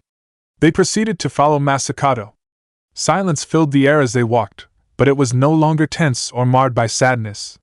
It was a peaceful, comforting silence. As they were starting to get closer to the temple, Masakato turned his head backwards toward the graveyards for a moment before facing the temple again and continuing with his march. A smile developed on his lips. I'll meet you all soon one day. I promise that. But for now, I got one last set of duties to do. I got to make sure this new generation of Uzumaki can prosper. Masakato thought to himself, hoping his family could hear his thoughts from beyond the grave. My love, and our boys. I love you. And I can't wait to see you one day. With those thoughts, Masakato felt himself finally able to push himself away from the past and begin to focus on the present. We made it! The merchant caravan proceeded to cheer loudly amongst each other as they arrived at the gates of Kibo. The group, led by Anko, approached the gates and, after communicating with the guards, were permitted inside. I'm glad we made it here before nightfall, Hinata commented with a smile. It's a relief, yeah? We cut it pretty close, though, Shikamaru noted as he looked up in the sky. The sun was beginning to set, signaling that nighttime was about to arrive. Still, as Hinata-san said, it is relief. The mission was ultimately a success, Dosa mentioned. Upon entering the village, the lead merchant of the caravan proceeded to give Anko a large bag filled with ryo for safely escorting the party to the village. I can't thank you enough, Anko-san. It is nice to know that Konoha has dependable shinobi that would help even us residents of Mizuno-kuni, the merchant stated with a smile. Think nothing of it. We're just glad we are able to help. It's part of our duty, Anko replied, returning his smile with one of her own. You are all so much more considerate than Kirigakyu shinobi. I really hope that whenever this civil war ends, there will be new management that will care about the people of the country. The merchant frowned in response. Speaking of Kiri shinobi though, I must inform you that it's not safe to be outside villages at night time in this country anymore. I would recommend staying the night here in the village, if it is possible. Don't need to suggest that to me. I was already planning on looking for an inn, Anko replied. Oh, let me cover that for you. I will find 2 rooms for you and your subordinates in the finest inn in the village, the merchant commented excitedly. Nah, don't do that. Anko shook her head quickly in response. I can find nonsense. It's the least we can do, the man encouraged. Remember the name Zaidaku. That's the inn you'll be staying at. With those words, the merchant hurried off down the streets of the village. Anko remained motionless as she watched him leave towards this Zaidaku inn. A moment passed before she finally shook her head in frustration and sighed. She then walked back towards her team to inform them about the plans. So yeah, if you haven't guessed, we're staying here for the night.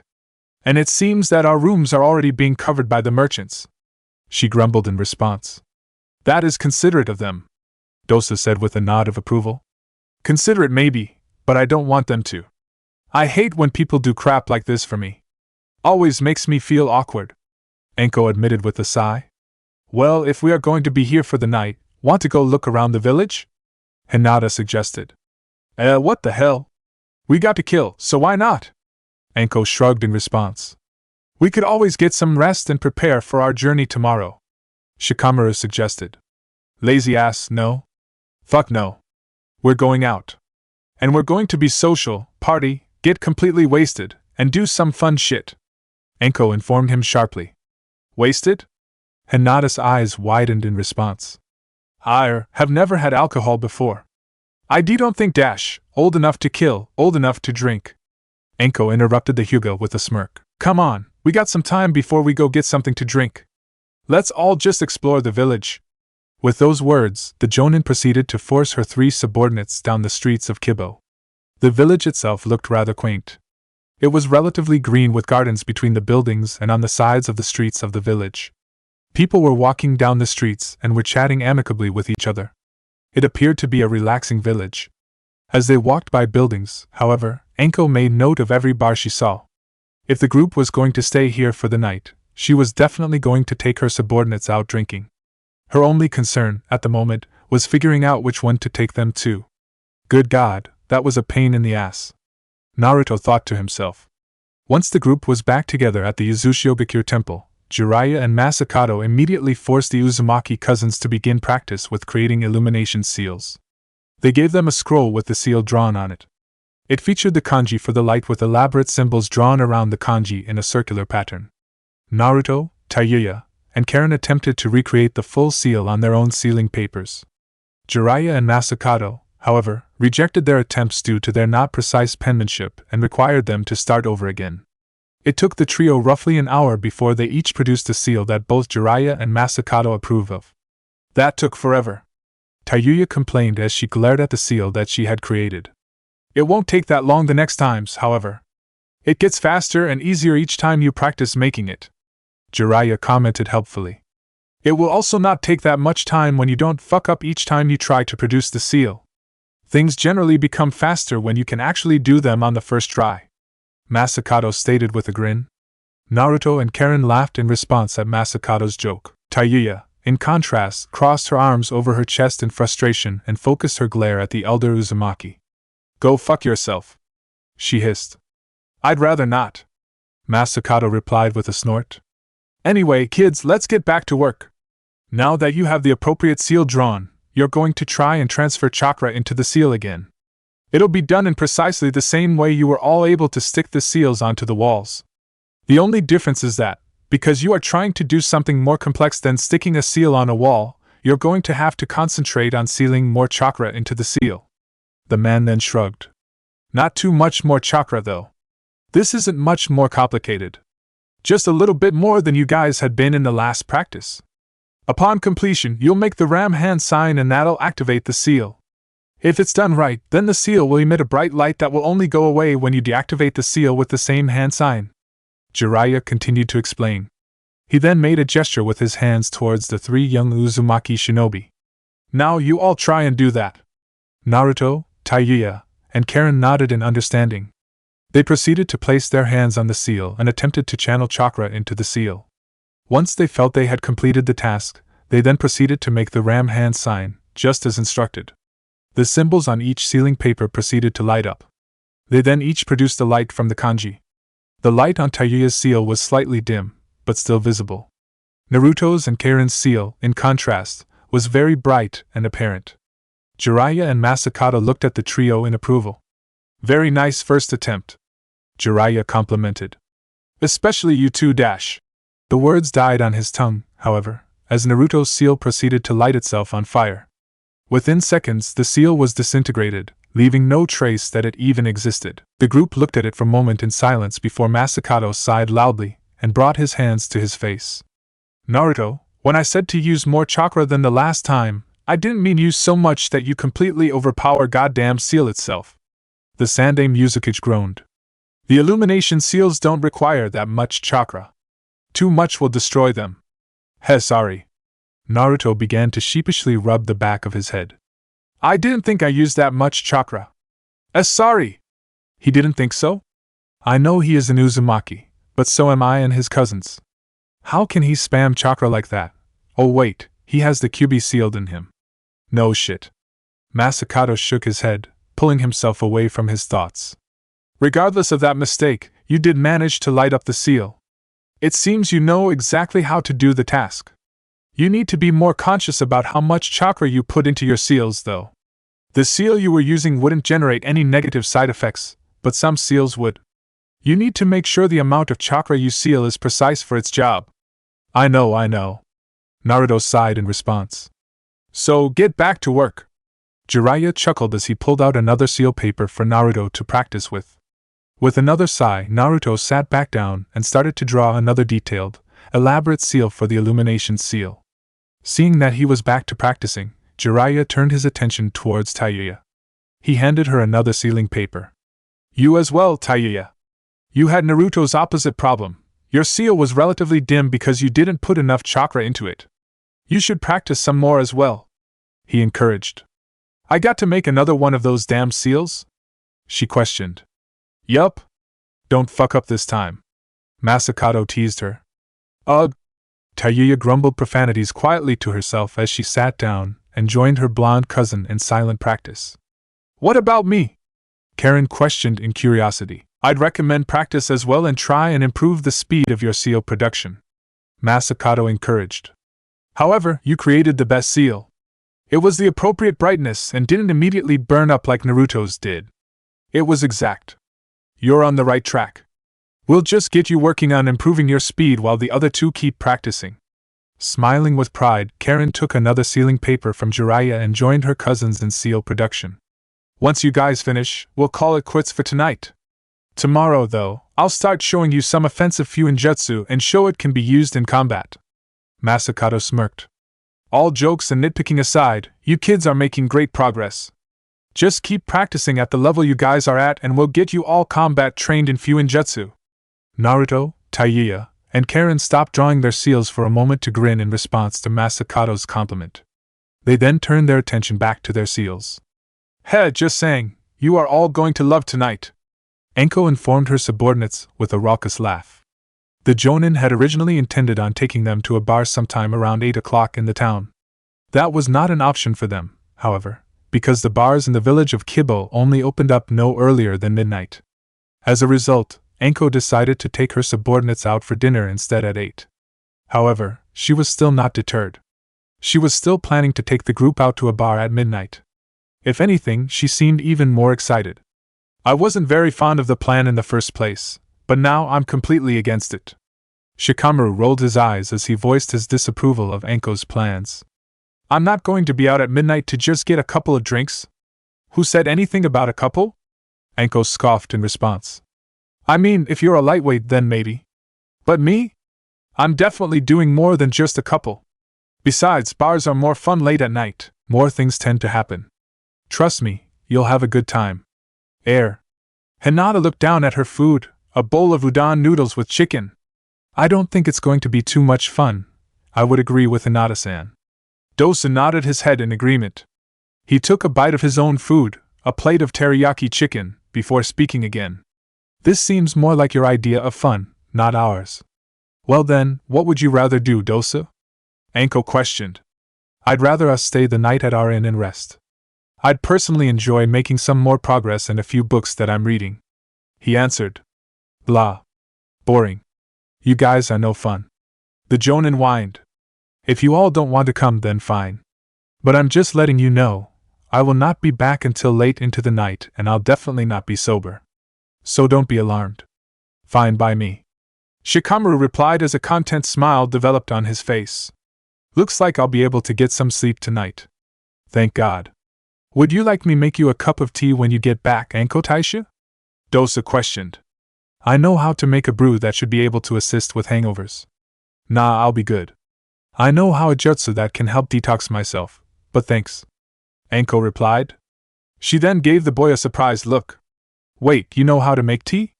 I do. The former Odo shinobi nodded in response. My mother taught me. You know, forget what I said. Make the tea and leave a cup for me when I get back. I'm a tea person, so I'd like to try it. The Jonin informed him with a smirk. Fair warning though, I'm pretty critical of people's teas though, so I expect perfection. I accept your challenge. The particular brew isn't my best tasting tea though, so I'll make another cup of my best brew if I have the time. Dosu informed her. Exactly what kinds can you make? She questioned. As Dosu and Anko began to engage in a very passionate discussion about tea making, Shikamaru and Hinata exchanged looks with each other. Shikamaru seemed very amused with the conversation, while Hinata was giggling, openly sharing her amusement. Who would have thought that Anko would be the one to get Dosu to open up more by talking about tea? Shikamaru whispered to his friend with a chuckle. I didn't even know Anko-sensei was such a tea aficionado. Hinata added, still giggling. Hinata and Shikamaru stopped talking and simply paid attention to the in-depth conversation about tea between Anko and Dosu. The conversation, however, came to a halt at the sound of a loud explosion. The four shinobi jumped up from their seats in surprise at the noise. Other customers at the restaurant stopped their conversations as well and looked around the room in concern. A few of them were starting to scream in fright. What was that? Shikamaru questioned. Anko gave no verbal reply and made a gesture, urging her team to follow her. The group, along with a few of the braver individuals from the restaurant, rushed out of the restaurant and saw that the gates to the village were completely busted open and a group of roughly 100 masked shinobi was rushing in through the hole. Each shinobi was wearing the jackets that identified them as Kirigakure shinobi. They were all holding kunais with explosive tags and were tossing them at buildings, either setting them on fire with the resulting explosions or knocking them down. Civilians were screaming, trying to get away from the destruction. A few of the shinobi, however, eyed each and every person running away. It seemed as if they were debating on following them and killing them. It's the Mizukage shinobi! They broke into the village! And they are going to kill us all! One of the civilians screamed before he, along with the others, rushed back inside the restaurant in panic. Anko tightened her fists in anger as she saw the group of shinobi. It took her a second before she turned her attention towards her subordinates. She gave them a sharp look. Find some way to get the civilians in the restaurant to safety. I don't know how, just keep them safe. Once you feel like they are, then use your judgment and try to fight some of these shinobi off. Anko ordered them. I'm going to see what kinds of damage I can do to them. With those orders, Anko proceeded to rush away from the building and towards a group of the Kirigakure shinobi. She was starting to make a series of hand signs. After receiving her orders, Hinata, Shikamaru, and Dosu quickly rushed back inside the restaurant, trying to come up with some method to keep the shinobi inside safe. Fire style, flare aura! Chakra completely surrounded Anko's body as she approached the nearest Kirigakure shinobi. That chakra changed shape, resembling red flames. With her body now surrounded in fire, she clapped her hands together and created circular fireballs out of the fire concentrated in her hands. Fire style, Hellfire Rain! The Jonin unleashed a massive barrage of fireballs directly at the nearest Kirigakure shinobi. The man, upon seeing the attack, proceeded to jump and try and get away from the assault. He avoided the first fireball, but was unable to avoid the subsequent hits. Anko continued her assault until his body was completely ablaze and he was no longer alive. There's a hostile shinobi here from Konoha! One of the Kirigakure shinobi hissed. The damn leaf bastards are involving themselves. Kill her! Another shinobi declared. 5 of the Kirigakure shinobi moved directly towards Anko, preparing to attack her together. The Jonin proceeded to run through hand signs, preparing to attack them. Before either side could strike, however, a man jumped in between them. The man had long brown hair that he wore into strands with beads. He also had a long beard that was also separated into 2 strands. He wore a light green, large, loose long-sleeved shirt with black pants. The man wore bandages around his neck and the top of his head. He had a black eye patch over his right eye, directly under his Kirigakure forehead protector. The man was holding a very unique-looking sword over his shoulders. One side of the sword featured a narrow cutting edge while the other side had a large platform coated with explosive tags. This platform was connected to a large scroll. Continue with your objectives, the man with the sword ordered. I will personally deal with this woman. As you command, Jinpachi-sama. The 5 Kirigakure shinobi shouted in unison. With those words, the shinobi rushed off into the village to continue their plans. Anko, seeing them escaping, held out her hands and unleashed a massive blast of fire directly towards them. The man, Jinpachi, made a singular hand sign and unleashed a burst of water from his mouth of similar size. The water made direct contact with the fire, extinguishing and allowing the shinobi to flee.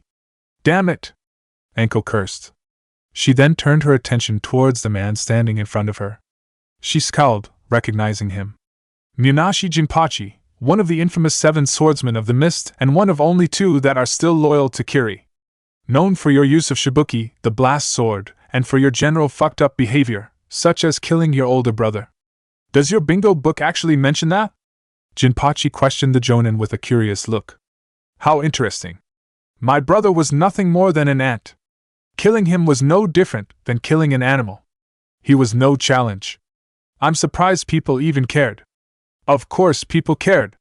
You don't kill your family for no fucking reason, you piece of shit. Anko hissed in response. Not bothering to wait for a reply, Anko proceeded to toss fireballs from her hands directly at Jinpachi. The swordsman proceeded to rush forward, dodging each attack.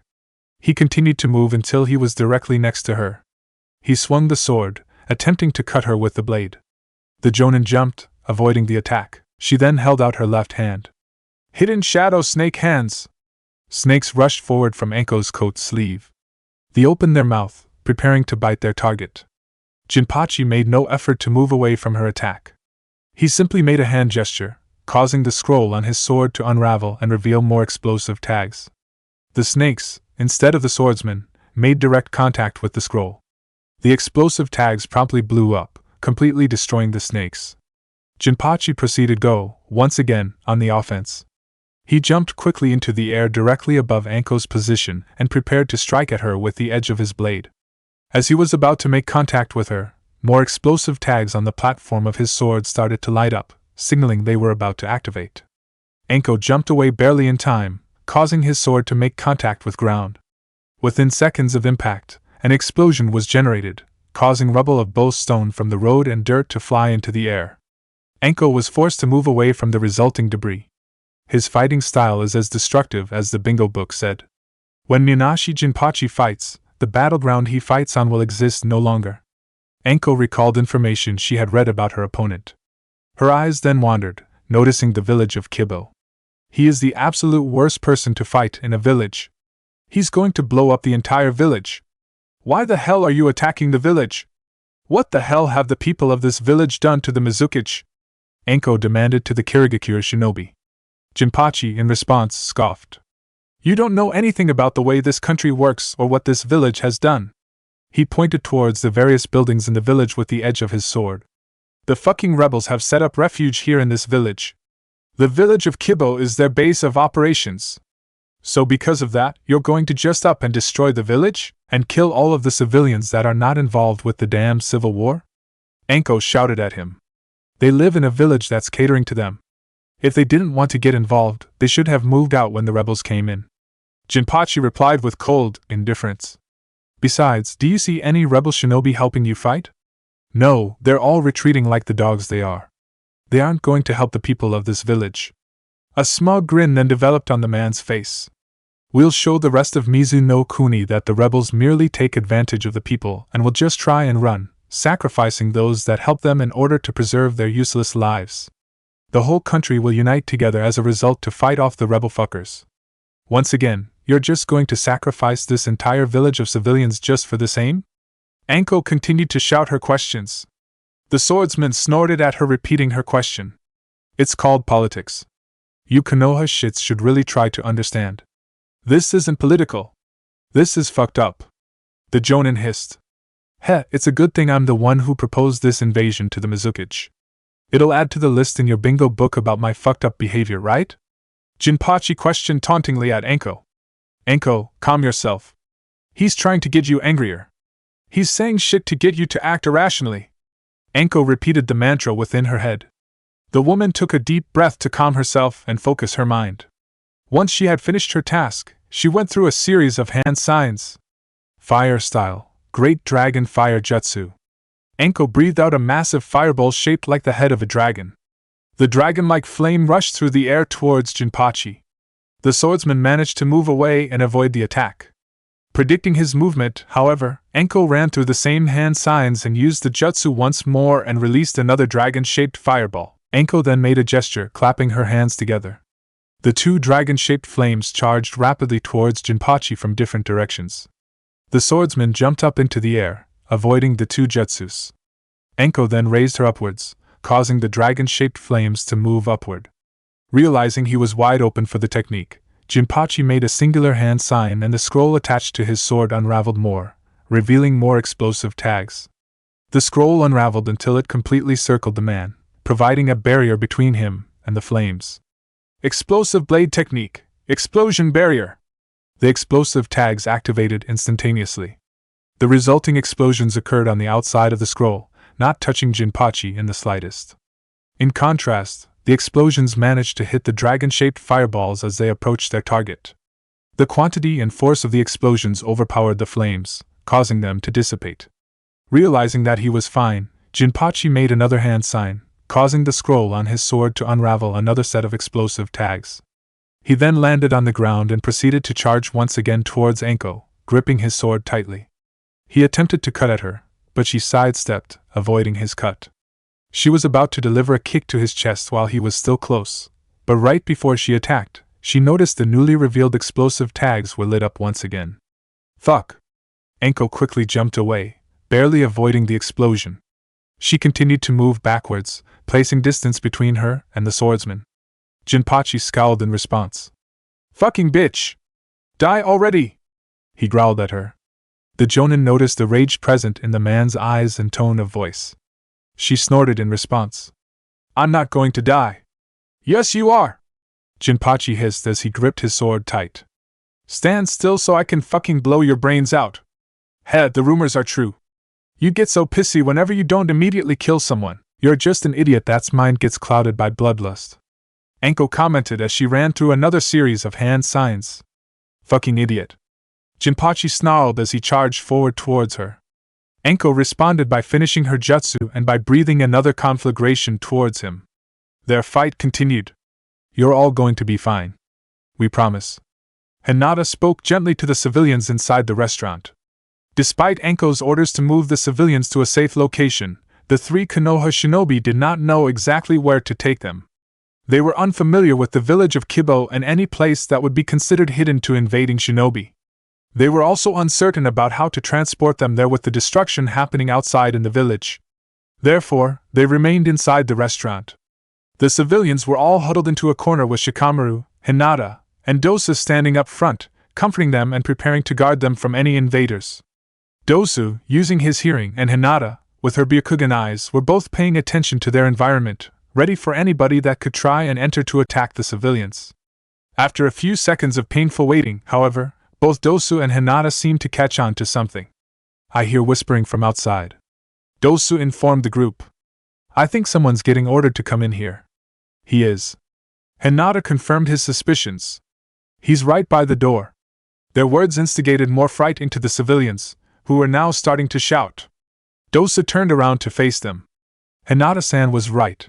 We will protect you. He informed them. As he finished telling them this, he heard a noise, something that resembled a person turning a knob and opening a door. Shikamaru-san. Shikamaru didn't need to be told. He made a singular hand. Shadow Possession Jutsu. The Nara's shadow quickly rushed forward from his position towards the door to the restaurant. At that moment, the door was slammed open as a Kirigakure shinobi stepped in. Upon stepping foot into the building, however, his shadow became connected to Shikamaru's.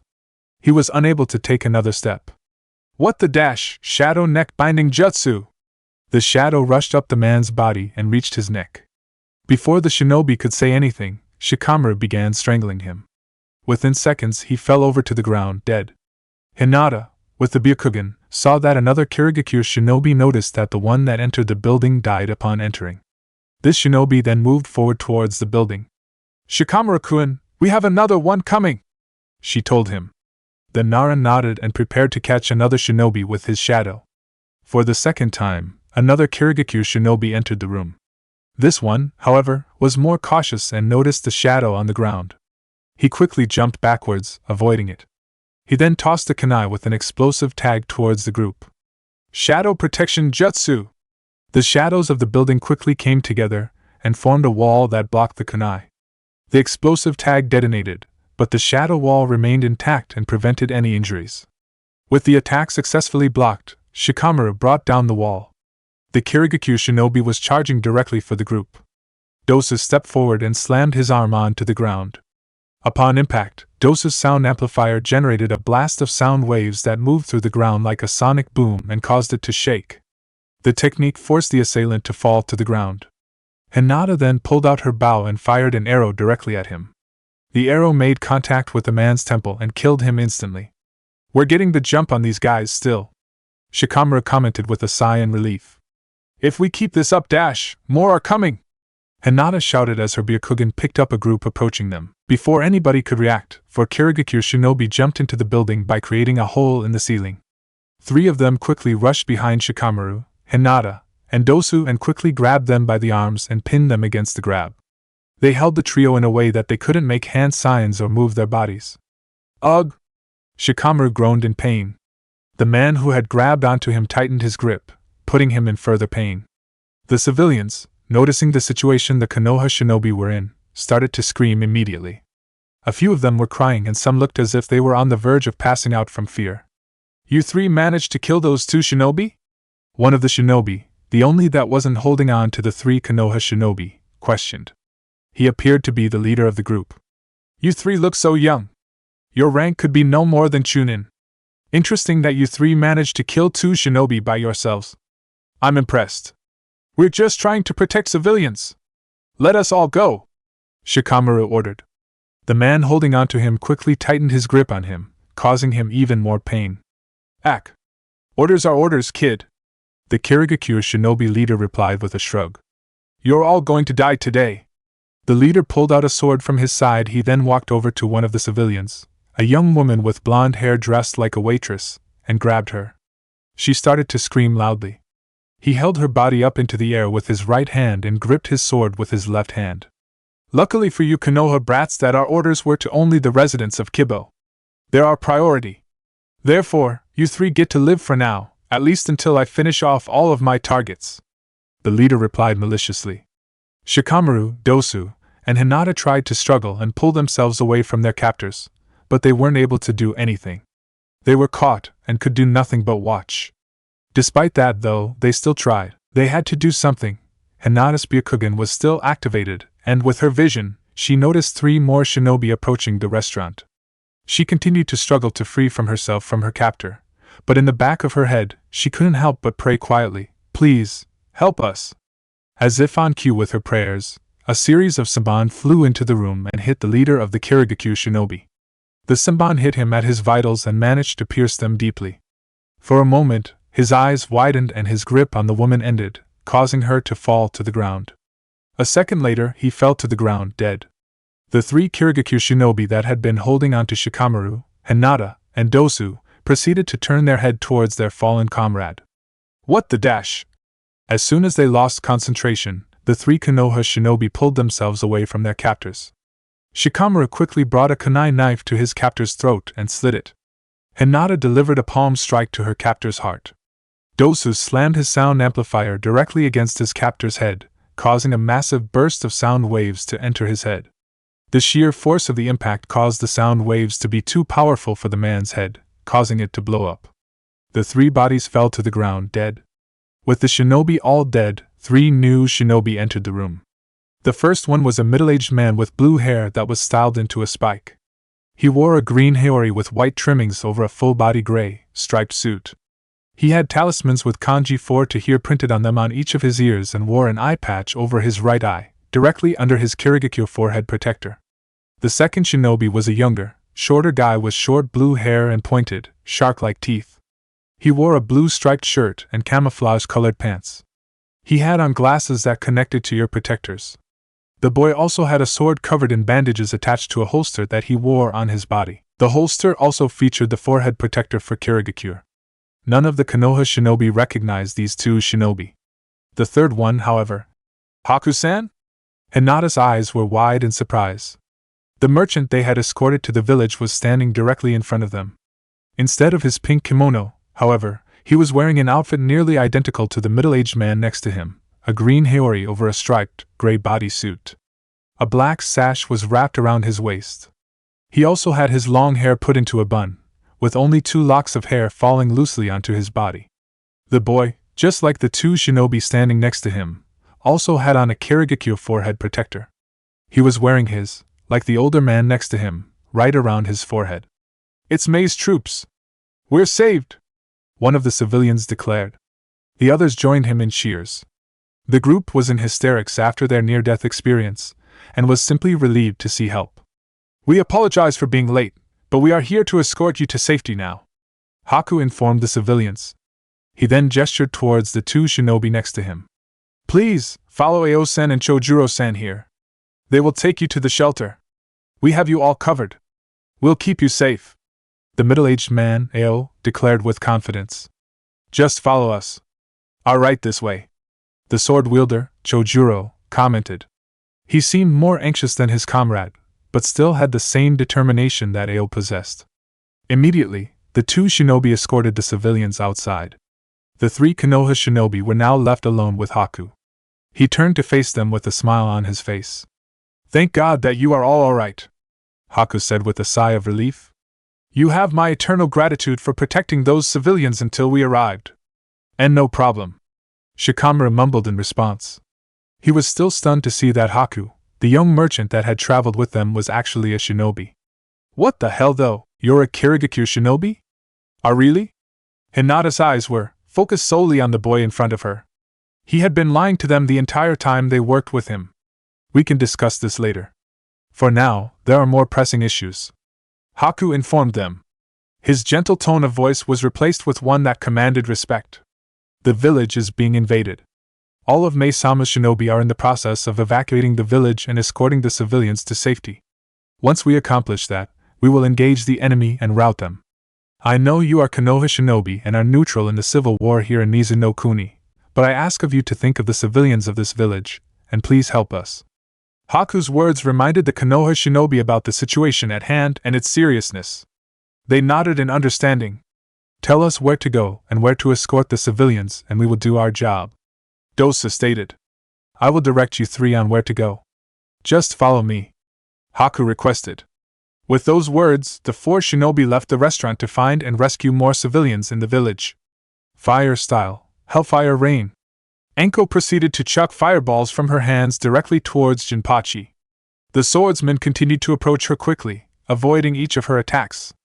Each fireball ignited the road, causing fires to develop. In a moment, he was once again directly in front of her. He prepared to swing his sword and cut into her. Enko, however, didn't bother trying to dodge. Instead, she made a singular hand sign. Fire style, Widespread Ruin. The flames that had collected on the road quickly combined together into one massive conflagration. This newly formed fire rushed forward towards the duo. Jinpachi was unable to react as the flame hit both of their bodies. Enko, with her body still covered in fire, didn't react at all to the fire. Jinpachi, on the other hand, immediately screamed in pain. "Aya!" He hissed in pain as he jumped backwards away from Enko. Despite the agonizing pain he was experiencing, he managed to overcome it and start making hand signs with one hand. Water style, Rising Water Slicer. Using water from underneath the ground, Jinpachi called forth a jet of water that rose up from the ground underneath him. The water completely hit Jinpachi's body head-on, extinguishing the flames that were burning him. A moment passed by before the water began to evaporate. With both the flames and the water gone, the swordsman remained standing in that spot, completely drenched. There were, however, burned scars on his visible skin and his clothes had holes in them as a result of the flames. For a moment, Jinpachi said nothing as he swung his sword. Despite both the flames and water that consumed it, the sword seemed undamaged. Both the scroll attached to it and the explosive tags appeared to still be functional to him. Once he clarified on that, the man focused his attention on Enko. "You fucking bitch!" Jinpachi snarled as he spat on the ground. "You thought you could kill me with fire? I'm a fucking explosives expert. Of course I know how to react when my body's on fire." Good to know." Enko rolled her eyes in response. "I have other techniques I can use to kill you then. Would you rather be poisoned or have your throat cut open?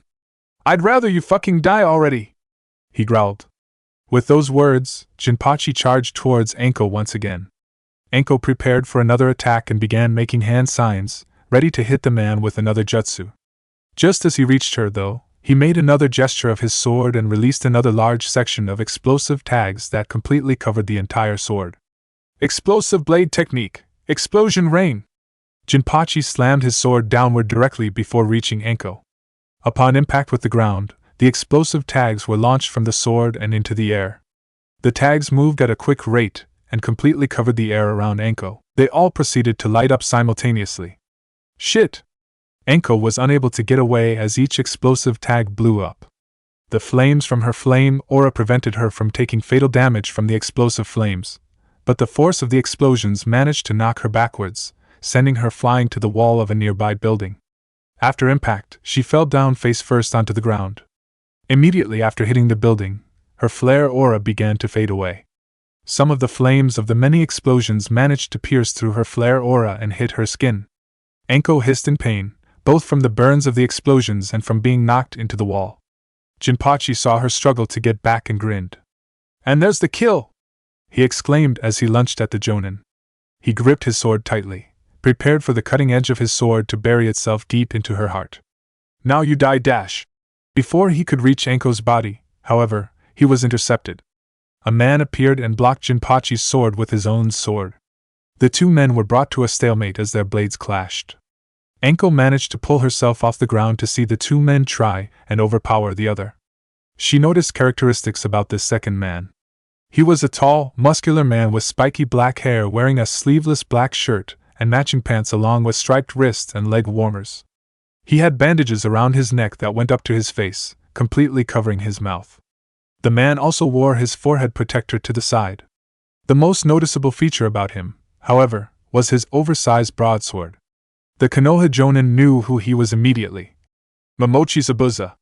Zabuza did not turn to give the Konoha shinobi his attention. Instead, he remained concentrated on Jinpachi. The two men were still clashing blades against each other. "Well, Zabuza, the rumors were true. You did end up joining up with the rebels," Jinpachi noted with a scowl on his face. "Shame. Despite your treason, I had to respect you when you had the balls to try to pull off your coup by yourself. Looks like you realized how weak you were unless you had people to back you up." "Humph." Zabuza scoffed in response.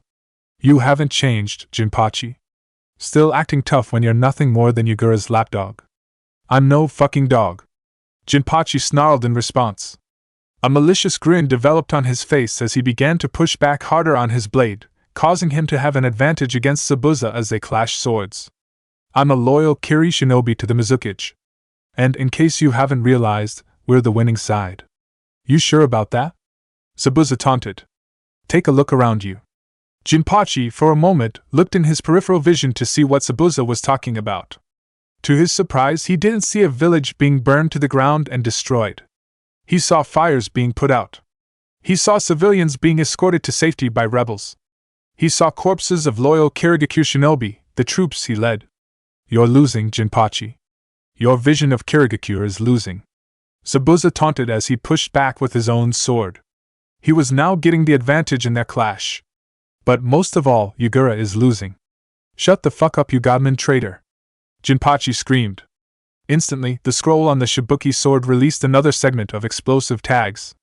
The tags lit up instantly. Zabuza, realizing what was going to happen, jumped backwards. Just after he jumped away, the tags activated and released a large explosion. This explosion caused dirt to rise up into the air, covering the area. Once the dust clouds dispersed, Jinpachi was no longer present in the area. He saw that he was losing and he just up and left. Still the same fucking coward. Zabuza shook his head, both in anger and disappointment with his fellow swordsman of the mist. "Quick, after him!" Anko shouted as she tried to start running out of the village to capture him. The Konoha Jonin, however, failed to make it more than a few the steps. A few seconds passed by before she fell to the ground, wincing in pain. Zabuza walked over to her body and examined her briefly. "You got burns on your body. And a few deep cuts. You probably also have a few broken bones, from what I can see. You're not in the best condition to keep chasing him," Zabuza informed her sharply. "I was fighting him fine," Anko insisted as she pulled herself up. "I can still dash." Her words died on her tongue as she fell to the ground once again, still wincing in pain. Zabuza shook his head for a moment as he picked up the Konoha Jonin and put her on his shoulders. "You're obviously not fine. You were probably close to dying if I didn't intervene." So I'd suggest not arguing with me and just stay quiet. Zabuza informed her sharply. I'm taking you to medical. You Konoha shinobi aren't aligned with us in the war, but you did help try and defend this village from the invasion. For that, you have our gratitude and deserve at least to have your wounds looked at. Enko didn't say anything as Zabuza carried over to get herself looked after by the medic ninjas of the Kirigakure rebels. She didn't have anything to say. She felt utterly humiliated. She wanted to argue that she wasn't done fighting and would have survived her fight against Jinpachi, but she didn't know what to say. Zabuza was right. The massive explosion tags that pierced through her flare aura and sent her into the wall inflicted a lot of pain on her. She knew she had a few broken bones at least and a few burns that she wasn't certain that a standard medical shinobi could heal. Perhaps she would have died, however, another thought dominated her head, one that equally disturbed her. Jinpachi managed to get away. He would alert the Mizukage about Enko's, a Konoha shinobi's, involvement in the defense of the village. Well, Konoha is going to be involved in this civil war now. She realized. All she could hope for now was that the civil war in Kirigakure would soon come to its end. Chapter 41 Rebels of Kirigakure. Within the hour, the fighting in Kibo had stopped. Most of the Kirigakure shinobi that had invaded the village were dead. Only a few managed to escape. The rebel shinobi continued to roam the village streets and the outskirts, looking for any more possible Kirigakure shinobi. 4 hours had passed until they confirmed that there were no dangers in the surrounding area. They had won and the village of Kibo was safe, for now. With safety being confirmed, the rebel shinobi allowed the civilians to leave their shelters. Each one sang praises as they walked back to their homes. Praise be to the gods for Mei-sama and her troops. She is the one that will save Mizu no Kuni. All hail the future Godame Mizukage. Shikamaru, Hinata, Dosu, and Haku watched as the civilians left their shelter and listened to their words. Haku had a bright smile on his face while the 3 Konoha shinobi appeared to be confused. You would assume that they would be much more anxious and upset considering that the village was nearly destroyed, Dosa said. Shikamaru nodded his head in agreement. They worship the ground this Mei woman walks, don't they? You would understand if you knew her. Mei-sama is a remarkable woman with a great heart that is fighting for the best interest of all of Mizu no Kuni, not just Kiri. Haku informed them. She has brought hope to the people of this country that something can be done about Yagura. This hope is what brings them joy despite suffering. Hope that, thanks to her, we can finally bring peace to this country. You speak just as highly of her as they do, Dosa noted. Of course. She and Zabuza-sama are 2 people that I would give my life for to make their ambitions come true. Haku's voice was filled with determination. Putting aside Mei, now that the fighting has died down, I think it's about time we got some answers from you. Shikamaru spoke up, directing his attention towards Haku. Hinata and Dosu turned their heads towards the rebel shinobi. Haku noticed the sharp look from Shikamaru and Dosu and the disappointment and sadness in Hinata's eyes. The boy sighed before nodding his head. I'll speak honestly. What do you want to ask me? He questioned. You obviously aren't a merchant, so what were you doing with the caravan in Konoha? Dosa questioned. The caravan lied to you all. They are all loyal to the rebellion. Haku explained. That particular caravan was in Hai no Kuni and other lands in the elemental nations to make a profit and acquire tools that could help with the revolution. With their return, they have substantially increased Mei-sama's budget and also brought with them more remedies and ingredients for our medics. The boy then let a sheepish look develop on his face. Mei-sama sent me on the mission to accompany them in case the Konoha team assigned wasn't capable of protecting them. So you didn't trust us? Shikamaru questioned. The rebel frowned in response. When I got to know you all, I began to trust you. Before that, though, I didn't have an option to trust you. I had to be safe in case Konoha didn't assign a capable team. So you lied to us the entire time? Hinata frowned in response.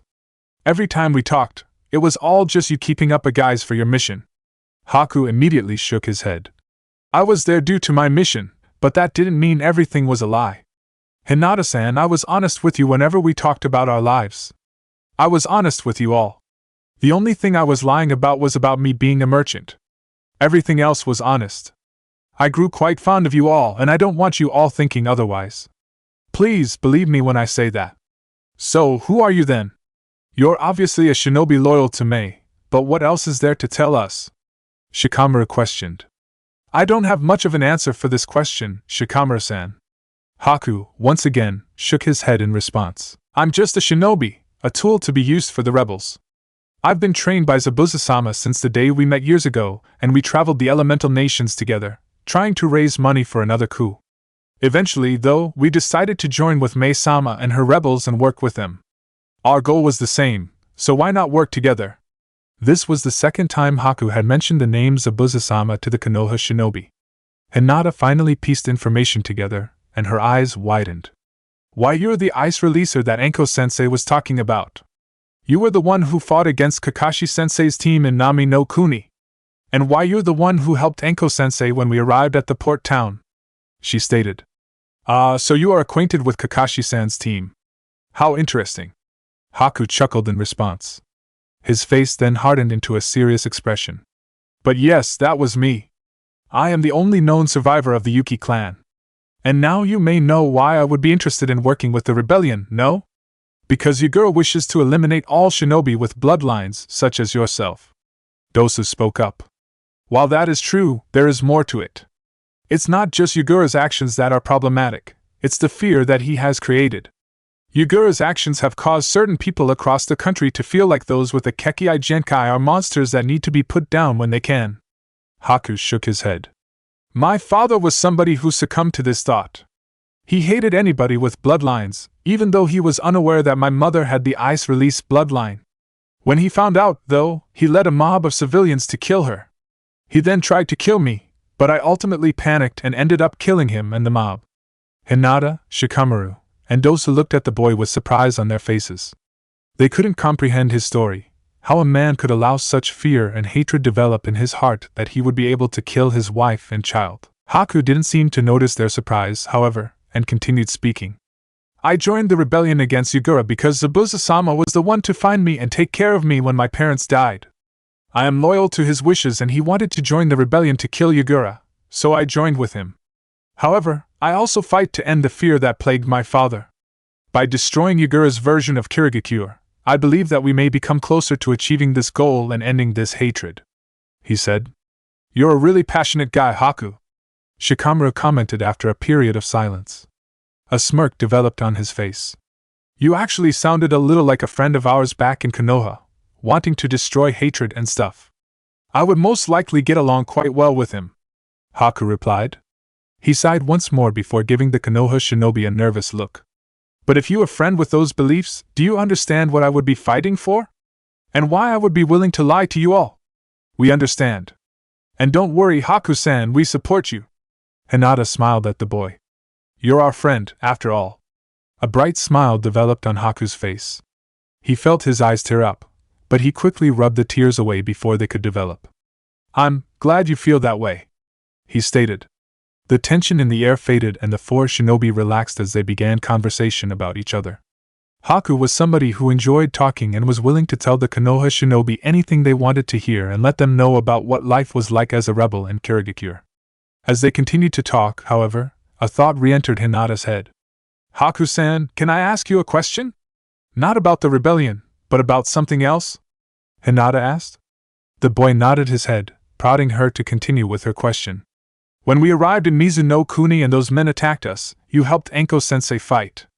But despite my Byakugan, I didn't see any trace of you until you started fighting, and then you vanished as soon as the fight was over. Hinata explained. A frown then developed on her face as she realized something.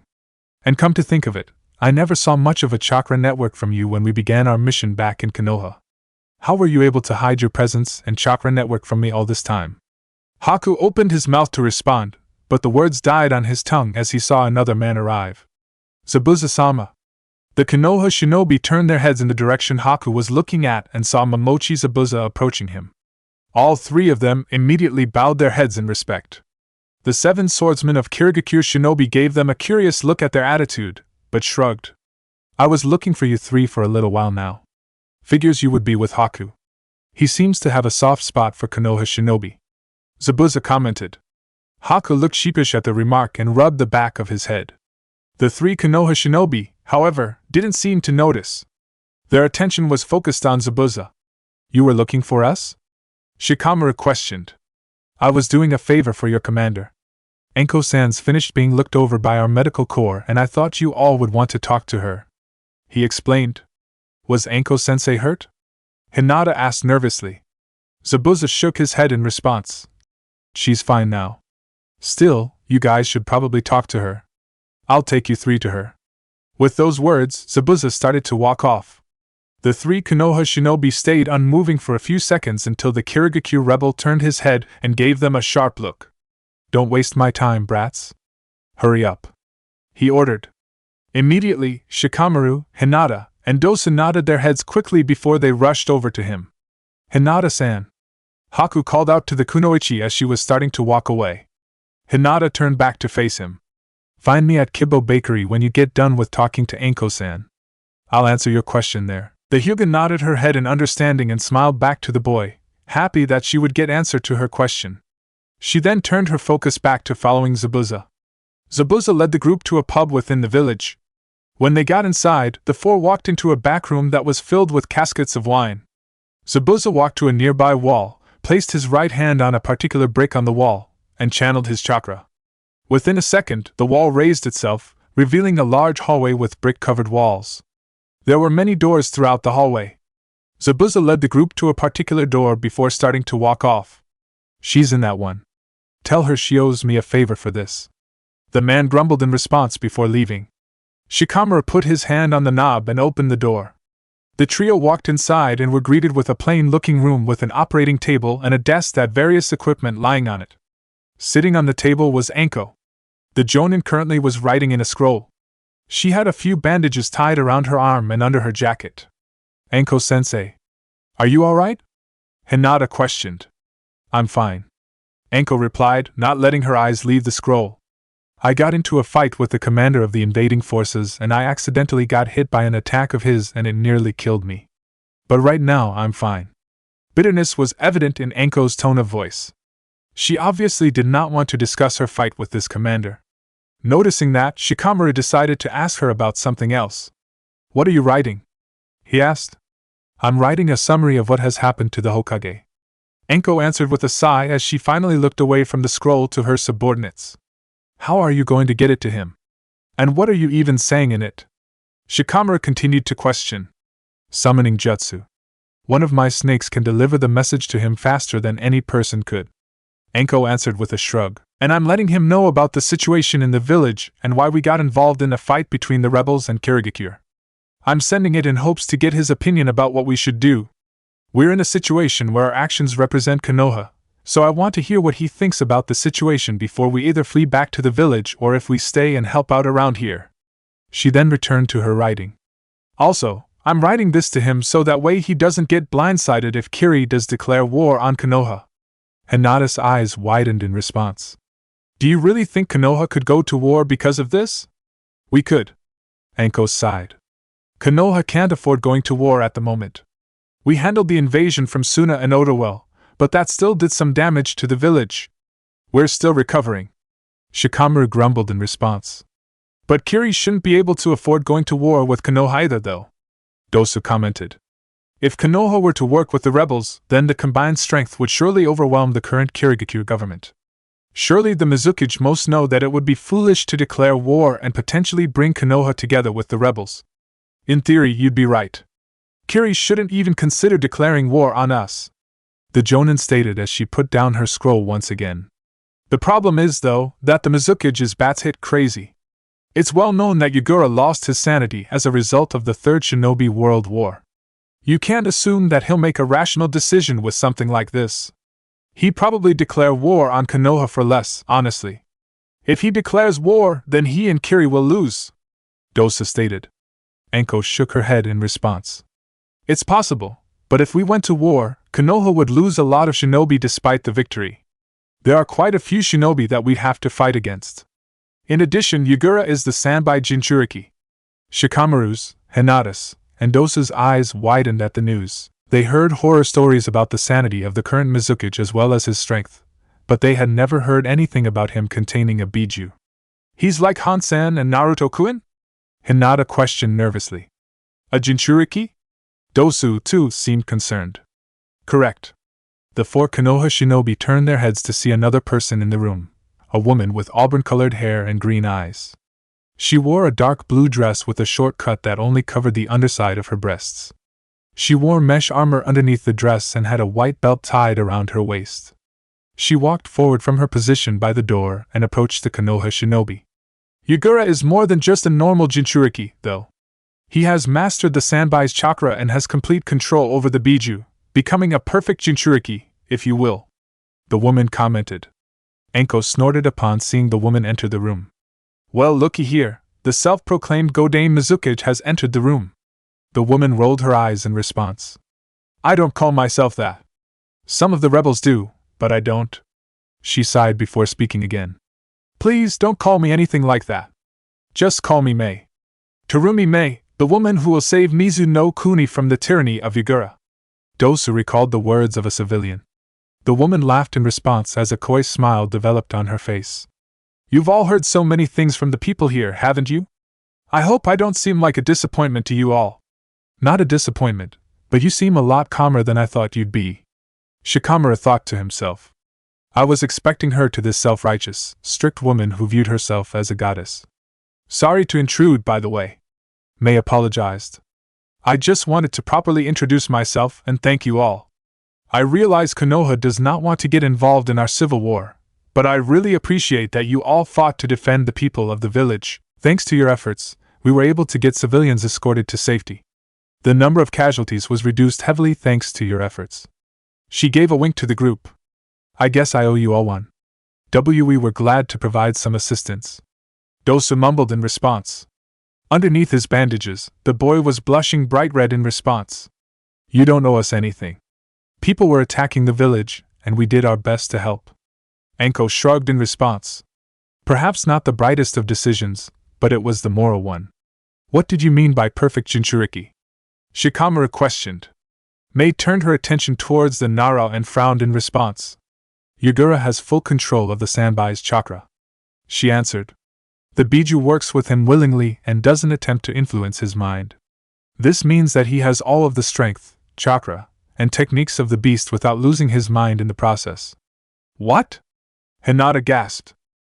That's dash. Are you sure he hasn't lost his mind?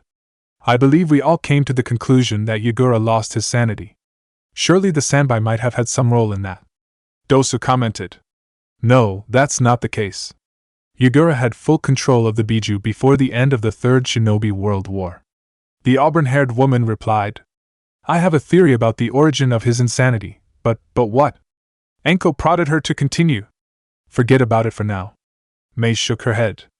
Anyway, I came to inform you, Enko-san, of a meeting that will occur later tonight.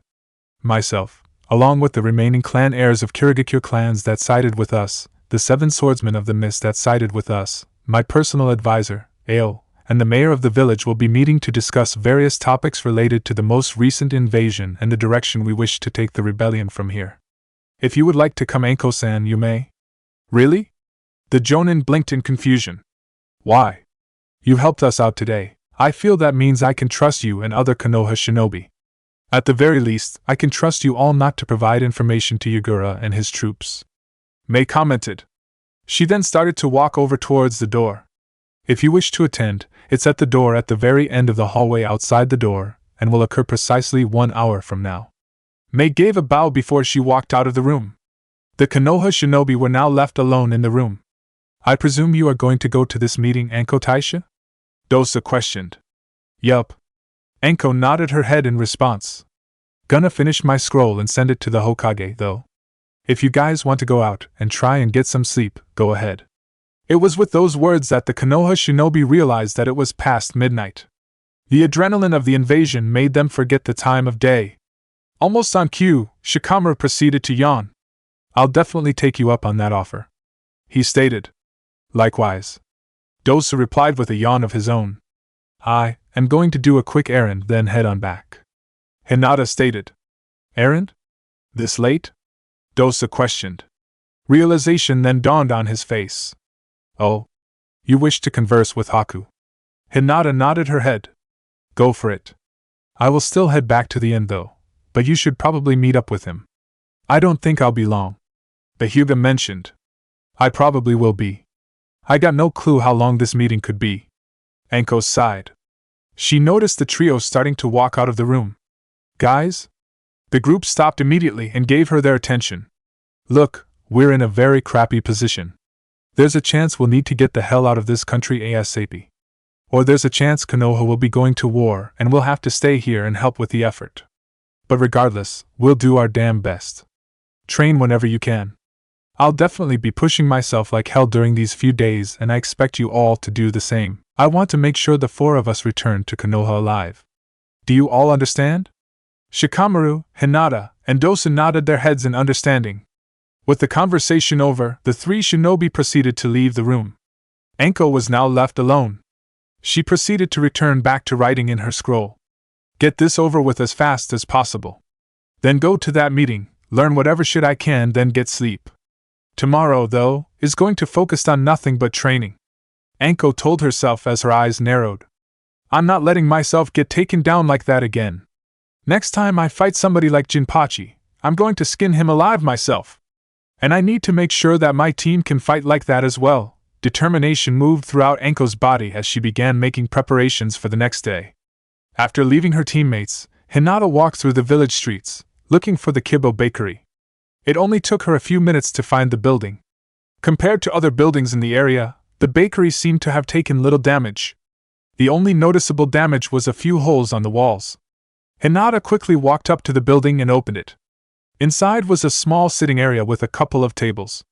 At the end of the building was a display case that was filled with various sweets and breads. Sitting at one of the tables were 2 people. One was a young woman that appeared only a few years older than she was. She had straight red hair with a white band directly over her forehead, preventing the hair from going too far down into her face. She had on a purple sleeveless kimono with yellow trimmings and seemed to have mesh armor underneath it. She also wore a short white skirt. Sitting across from her was Haku. The 2 were drinking from cups when they noticed Hinata's presence. Haku smiled and quickly made a gesture, ushering for her to come over. The Hyuga walked over and bowed before taking her seat. It is nice to see you again, Haku-san, and it is nice to meet you too, ma'am. I'm sorry to interrupt. She spoke politely. I invited you. No need to apologize. Haku chuckled in response. And no need to call me ma'am. I'm not that old. The woman joined Haku in laughing. It's just Anoka. Uzumaki Anoka, to be exact. Hinata's eyes widened at the name. She openly gaped at the red-haired woman in front of her. You Uzumaki? Yup. Anoka nodded her head in response. A frown developed on her face. We're still a clan, you know? Just because Yuzushigakure fell doesn't mean that all Uzumaki are dead. And no, I wasn't trying to imply anything. Hinata quickly spoke up. A smile and a small blush developed on her face. I just have somebody close to me that will be happy to hear that he has more family still alive. You know another Uzumaki? Anoka questioned as her eyes started to widen. She appeared to be in disbelief when Hinata nodded in affirmation. A grin then developed on her face. That's awesome. She then jumped out of her seat and rushed over to Hinata's face, causing the Hyuga to yelp in surprise. She then clapped her hands in front of the girl and gave her a pleading look. When the war ends, you got to introduce me to him. Please? Please? I can do that. Hinata mumbled in response, feeling uncomfortable due to the woman's closeness to her. Anoka-san, please, let Hinata-san breathe. Haku continued to chuckle. Anoka immediately calmed down and jumped away from the girl. She returned to her seat and gave her a sheepish look. Sorry about that. I just couldn't contain myself. That's fine. Hinata replied, still feeling a little shaken up. Do all Uzumaki get that excited? She really is Naruto-kun's family. Anyway, Hinata-san, I don't mean to rush this, but Anoka-san and I have a meeting we need to get to soon, so I will try and answer your concerns as quickly as possible. You wanted to know about how I was able to hide myself from your Byakugan, right? Haku questioned. Hinata immediately calmed down and turned her attention to Haku. She then nodded her head in response. I trust that you wouldn't do anything with that ability to me, Haku-san, but I need to know how you can do it. It's disturbing that you'd be able to. Hinata admitted with a frown. I understand. Haku replied. I hope my answer doesn't disappoint you, though. It's not the most complicated thing. The ice release user proceeded to roll up the sleeves of his uniform until he reached his arm. On his right arm was a sealing tag with an elaborate seal designed to resemble the Byakugan eye. Hinata looked at it intently and activated her Byakugan. To her surprise, with her eyes, she could not see the sealing tag. It was only visible when she was looking at it without her dojutsu. How is that possible? She mumbled to herself. The seal was designed in a manner so that way it would be unnoticeable to everybody. The chakra that's present inside it is transferred instantly into the person's body, meaning there is no chakra signature from it. Nobody would be able to see it unless they physically saw it, not even somebody with a Sharingan or Byakugan. As far as anybody would be concerned, it's just a part of my clothing, Haku answered. Unnoticeable. Hinata continued to repeat those words. The seal can be activated with a single hand sign. When it is, the chakra that the seal transferred to the person's body is triggered and it creates a sealing agent from the inside. As long as the chakra on it is active, no chakra can be noticed by any observers. The ice release user continued to explain. However, the seal will only remain active so long as the user uses no jutsus, and therefore, does not use their chakra. That will result in the person's chakra resurfacing. Anoka spoke up, pride evident in her voice. Once the person is finished with battle, though, they can reactivate the seal and have their chakra signature vanish completely. It would appear as if they disappeared. The person would then appear to be some standard civilian. It's the perfect camouflage. That's... Hinata turned her head towards the Uzumaki. She then shook her head. This seal actually gets past my Byakugan, also gets past chakra sensors. It's the perfect stealth tool, Anoka declared. She then tightened her left hand into a fist as a grin developed on her face. One of my proudest creations, honestly. You designed it? Hinata asked. How? General Fuinjutsu knowledge. I'm an Uzumaki. What did you expect? Anoka questioned with a shrug. Granted, it took a lot of trial and error. Thankfully, though, I had Nasora-san's chakra sensing abilities and Ao-san's Byakugan to practice with. They helped me test out every seal until I designed that one could get past them. And once I accomplished that, I knew I created excuse me. Hinata spoke up, interrupting the Uzumaki. Although she was still interested in hearing more about this seal, as concerning it was to her, the woman had just said something that had stolen Hinata's attention. Ao-san's Byakugan? You have a Hyuga amongst the rebels? Fuck! Anoka cursed mentally. I should not have said that. I should not have said that. No. Haku answered after a period of silence. We do not. Another period of silence developed amongst the trio. Hinata processed what both of the Kirigakure rebel shinobi said. If this man, Ao, possessed a Byakugan but was not a Hyuga, there was only way he could have received it, by killing a main branch Hyuga in battle and stealing it for himself. It was this practice that created paranoia amongst the Hyuga clan and resulted in the initial reasoning behind the main family and branch family split. I see. Hinata finally mumbled in a quiet, emotionless voice. Haku opened his mouth to say something, but the words died on his tongue as the door to the bakery opened up once again. Zabuza walked in and approached the table. The meeting is about to start, he told them sharply. Are you Mei's little messenger boy now, Zabuza? That's all you seem to do nowadays, Anoka informed him teasingly. Kennet Uzumaki, the swordsman replied stiffly. Anyway, you two should come with me. Both Haku and Anoka nodded in response. They proceeded to follow the swordsman out of the room. Haku looked back one time to Hinata, but she didn't bother to look back. He spoke to her, but she gave no reply. She was too focused on her own thoughts. When she was left alone, the Hyuga started to walk back towards the inn where her team was supposed to stay at. Along the way, she felt her hands tighten into fists.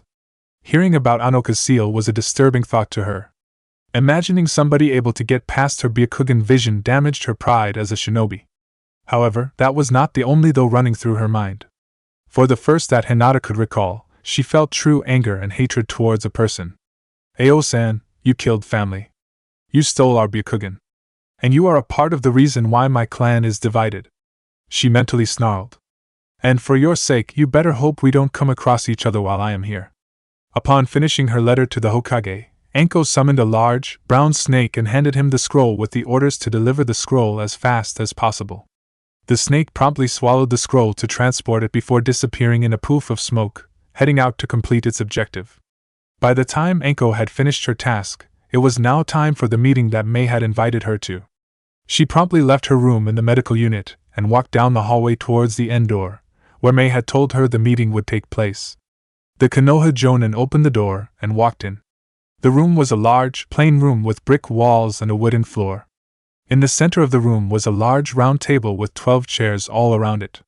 Each seat, except one, was already taken. Enko's eyes wandered as she noted all the people sitting in the room. She immediately noticed Terumi May. Sitting next to her on her left was Momochi Zabuza. Sitting next to him, to her surprise, was one of the merchants she had escorted, Haku. Next to him was a young woman with red hair that reminded the Jonin of an Uzumaki. To the woman's left was a large, muscular man that Enko recognized as Akabino Jinin, another member of Kirigakure's infamous Seven Swordsmen of the Kirigakure. Next to him was a man with glasses and a long blonde hair tied into a ponytail wearing a black full-body suit and a matching black mask that went to his nose. Enko recognized him as Doku Sugita, the medical shinobi that had treated her after her fight with Jinpachi. After Sugita, however, Enko stopped recognizing the others in the room. Next to him on his left was a very lean boy with straight white hair and shark-like teeth.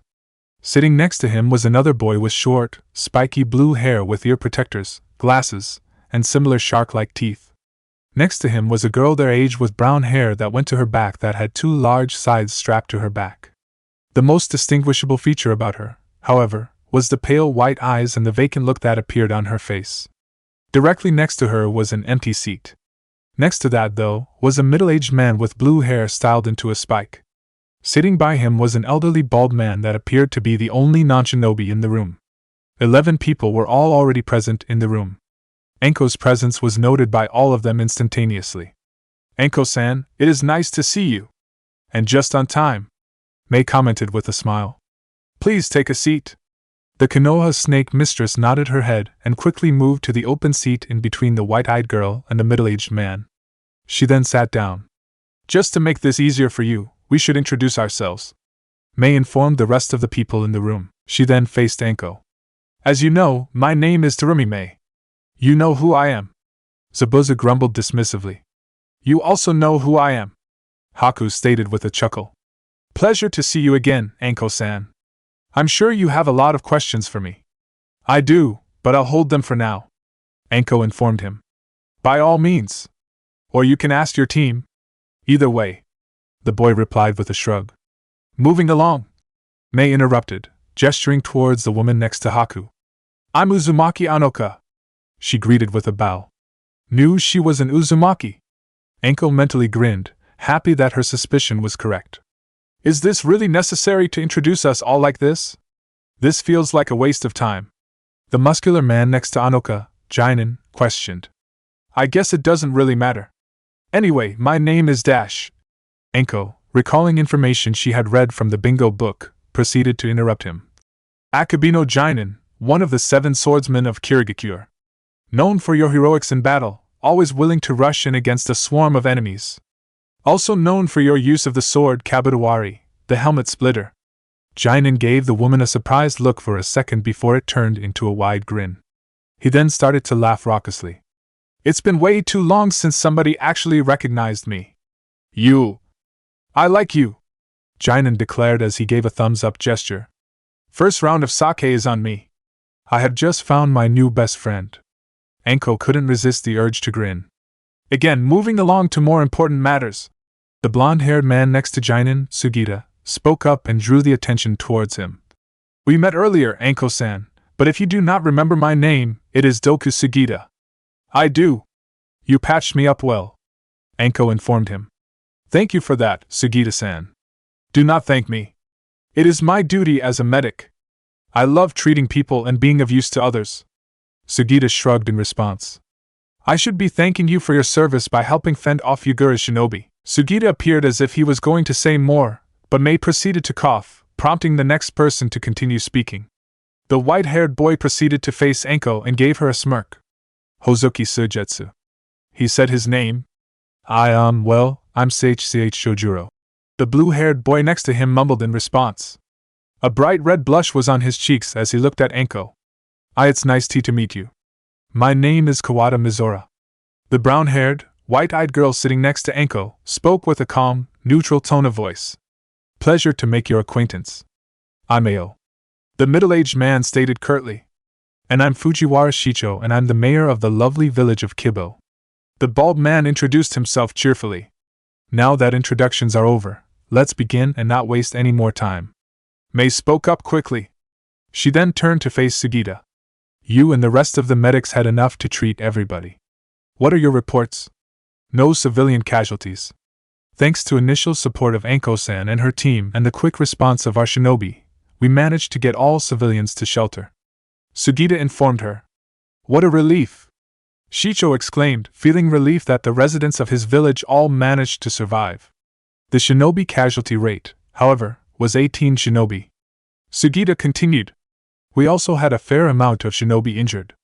Considering our size, 18 is a bad number. Anoka frowned in response. But that is also 18 good men and women who died honorably in battle, defending the people. There's no better fate for us shinobi. Jinin mentioned. Yes, there is. How about if they were still alive? Anoka questioned as she glared at the man. I didn't say I wanted them dead. Jinin replied dismissively. He crossed his arms over his chest. I just said that was an honorable death. We're all gonna die someday. It's better if it's honorable. Let's focus on the topic of this meeting. Mei interrupted. She then turned her head towards Haku. How fast do you believe information about this will spread? It's already spreading. Haku chuckled in response. I've been listening to the civilians talk. They're chatty people and are talking about how Yagura couldn't destroy them or beat the rebels. News will spread quickly all over Mizuno Kuni. This is good. Sojetsu grinned at the news. The rest of the country will realize how badass we are. We'll have more support. To play devil's advocate, though, that also means Yagura will hear this information rather quickly and know he's losing his image. Mizora spoke up. That'll aggravate him and motivate him to send out more attacks against us.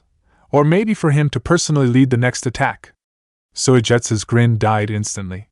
Silence filled the room for a moment as the rebels imagined a personal invasion led by Yagura. This civil war has gone on long enough. Mei sighed, breaking the silence. We need to end it as soon as possible. We could always go with my idea and just invade Kiri already. Jinin offered. Kill Yagura and slaughter all the troops that are loyal to him. The end. Jinin, you're an idiot. Ao shook his head. It's not that simple. The swordsman responded to that comment by slamming his fist onto the table. Well, why the fuck isn't it? We have to do it eventually, you know. The longer we wait, the more time we risk letting Yagura do his shit throughout Mizuno Kuni. And the longer we risk him getting the idea of just attacking us himself. We need to get in and get him killed as soon as possible already, damn it. Jinin, shut up for a moment. Zabuza spoke up, glaring at his fellow swordsman. We all want to rush in and kill Yagura, but it's not that simple and you know it. We have to be prepared for the invasion, and we have to be able to guarantee that he will die when we attack. One small mistake and the rebellion dies with us. This isn't something to blindly rush into and you know that. Bah! Jinin scoffed, crossing his arms again. Fool. It's a wonder how you became one of the 7 swordsmen of Kirigakure. Ao continued to shake his head. Anybody else want to let the man know why it's a foolish idea? I actually agree with him. Mizora spoke up. Attention turned to the brown-haired, white-eyed girl in the room. Most of the rebels looked at her in surprise.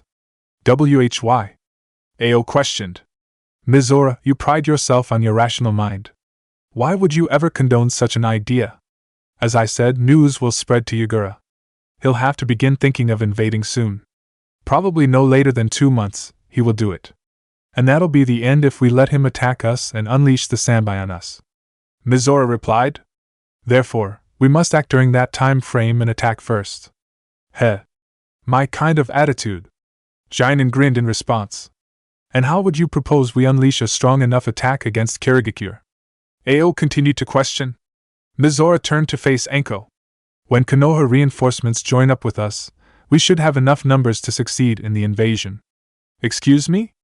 Anko, who had been silent since her introduction, spoke up. She gave the girl an angry look. I didn't say anything about Konoha sending reinforcements. But they will. Surely you are going to request for backup. Mizora mentioned. She seemed to have no reaction to Anko's anger.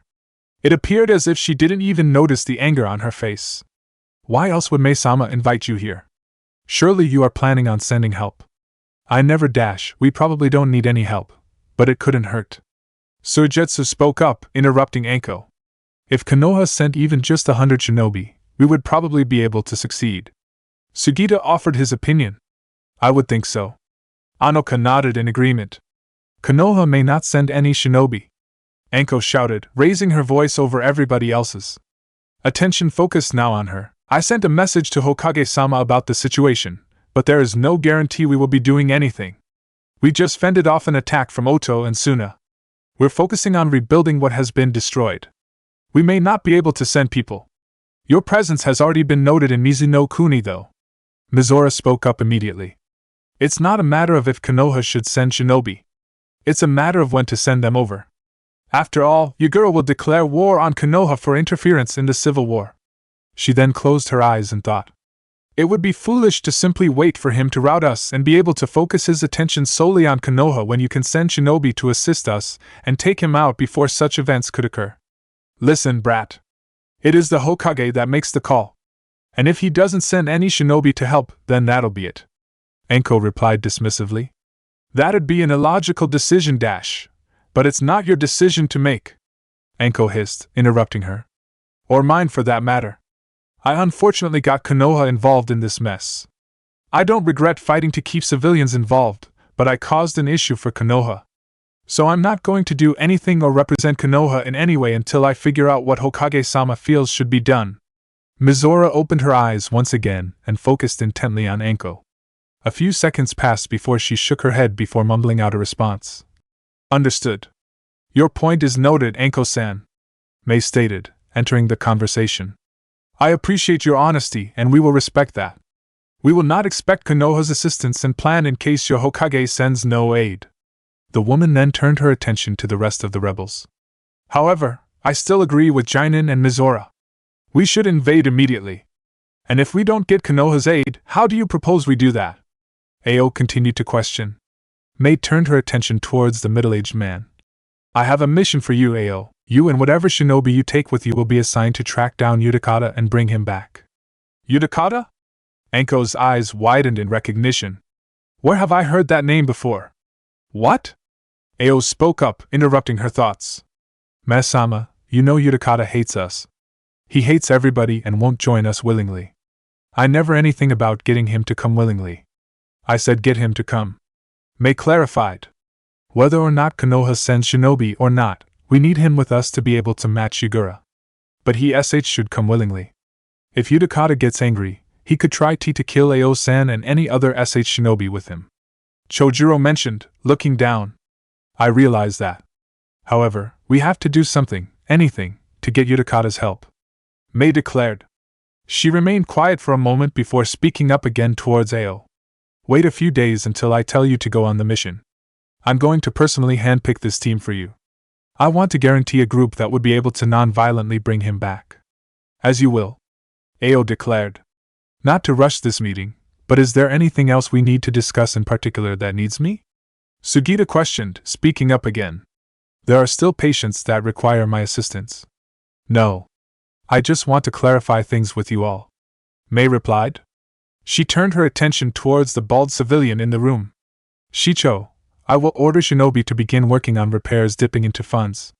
After that, I would like to discuss a new budget for how we are spending them. I'd like to see if we can hire a few missing ninja to work for us. Any extra help to bolster our strength for now. I understand. We can work out agreements whenever. Shicho nodded his head in understanding. As for the rest of you, our invasion will happen shortly after we eventually bring back Utakata and, if we are fortunate enough, when Konoha shinobi join us. Mei informed the rest of the shinobi. For now, I want you all to keep training, get stronger to prepare for the invasion. It must occur without a single problem. Am I understood? Understood. The Kirigakyu rebels all declared in unison. Good. Mei nodded her head in understanding. Then you are all dismissed. With those words, the rebels proceeded to get out of their chairs and walk out of the room. In a few moments, Anko and Mei were left alone in the room. The auburn-haired woman proceeded to sigh. You seem tired, Anko commented. I'm normally not this serious. I hate politics, Mei replied with a frown. But this is serious business. Every action I make has the weight of all the lives in the rebellion and everybody in Mizuno Kuni. I understand that. And I respect that. I really respect you as a woman who is putting her all in to save her country. To be honest, I think you'd make a good role model for young Kunoichi, Anko stated. Her eyes then narrowed into a glare. I don't, however, respect that you tried to sucker me into getting Konoha involved in your war. Is that why I was invited to this damn thing? No, although I was planning on asking you about Konoha, Mei admitted. It seemed as if Mizora seemed to come to the same idea as well, though. I hope you can forgive her for being so blunt about the issue. She's an annoying brat, Anko concluded. Honestly, she's a good kid. She's extremely intelligent and is somebody who can discuss anything with anybody. I'm sure you'd like her if you gave her the chance, the rebel stated. But that doesn't matter. I wasn't trying to force you or Konoha into something. I'll respect the Hokage's orders if he requires you all to leave. I did, however, want to see if you could even make the request. I already sent my letter, explaining the situation and listing what I thought were options that he could take. He'll make up his mind and go with something, the Konoha Jonin said with a sigh. Look, I'm not trying to be a bitch or something. I sympathize with this situation, and that's why I had my team try and help defend the village from that attack. But I really don't know if Konoha is even in a position to help fight a war, even if it's just a battle. All I can say is that I'll follow the Hokage's orders, and if he wants us to stay and fight, I'll do it. I appreciate that, at least, Mei said. If you may, I'd like to hear back as soon as you get a response. I want to make necessary preparations for this invasion as soon as possible. Sure thing, Anko replied. The Konoha Jonin proceeded to start walking towards the door. If that's all, though, I'm going to go back to my inn. It's been a long day. Before you leave, Anko-san, Mei called out to the woman. Anko stopped walking and turned to face her. I would like to extend an offer. The rebels need training for the invasion. If you or any of your subordinates would like a chance to spar, I know anybody would accept. A grin then developed on Mei's face. Myself included. Word spread about your involvement with Orochimaru's death. I'd love a chance to fight you. A similar grin developed on Anko's face as she continued to walk towards the door. Give me a time. I'll be up for any sparring. With those words, Anko proceeded to leave and went on her way towards the inn. The morning came quickly for everyone in the village of Kibo. Sounds of reconstruction disturbed sleep as people, both shinobi and civilians, began working on repairing buildings that were damaged in the attack. By the time the sun had officially rose into the sky, everyone was awake and beginning their necessary work. The Konoha shinobi were no exception to this rule. After a brief breakfast in the inn, Anko rushed over her team to a clearing in the forest that surrounded the village. Along the way to the clearing, Anko began to tell the team about the meeting she had observed. By the time they arrived, she had finished explaining everything. So if this invasion is happening, then the Kirigakure civil war should be ending soon, Shikamura noted. Either the shinobi loyal to the Mizukage or the rebels will win in the invasion. And that victory will determine who wins the war. Yup, Anko sighed in response. What is your opinion about this? Do you believe that Hokage-sama will wish to get involved in the conflict? Dosa questioned. Honestly, it's a matter of if he can afford it. I know the type of person he is, and he would support the rebels over Yagura's troops. He'll want to help take him down. However, keep in mind the Suna/Oto invasion. I don't know if he can afford to send any more people down. And I'm pretty sure that the damn advisors he has will tell him not to send anybody. Anko grumbled in response. So I don't know, but I'm expecting that we will be ordered to not help and return back home. A frown developed on Hinata's face. Hopefully we'll work out fine here then. Mei's resourceful, and she's got some damn fine shinobi under her. I trust that they'd be fine, Anko informed her.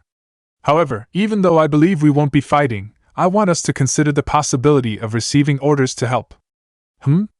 The three Konoha shinobi each gave her a curious look. If we did get orders to fight, we'd be helping out with this invasion. We'd all be fighting Kirigakure shinobi that, to be honest, will be a lot stronger than the ones who tried to invade Kibo. And we'd be fighting a much larger amount.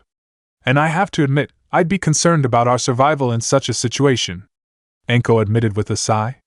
Surviving an oncoming invasion is one thing, surviving an invasion that you are part of is another. And it's a task that has a lot more inherent risk of death. There's a lot more variables that need to be taken into consideration.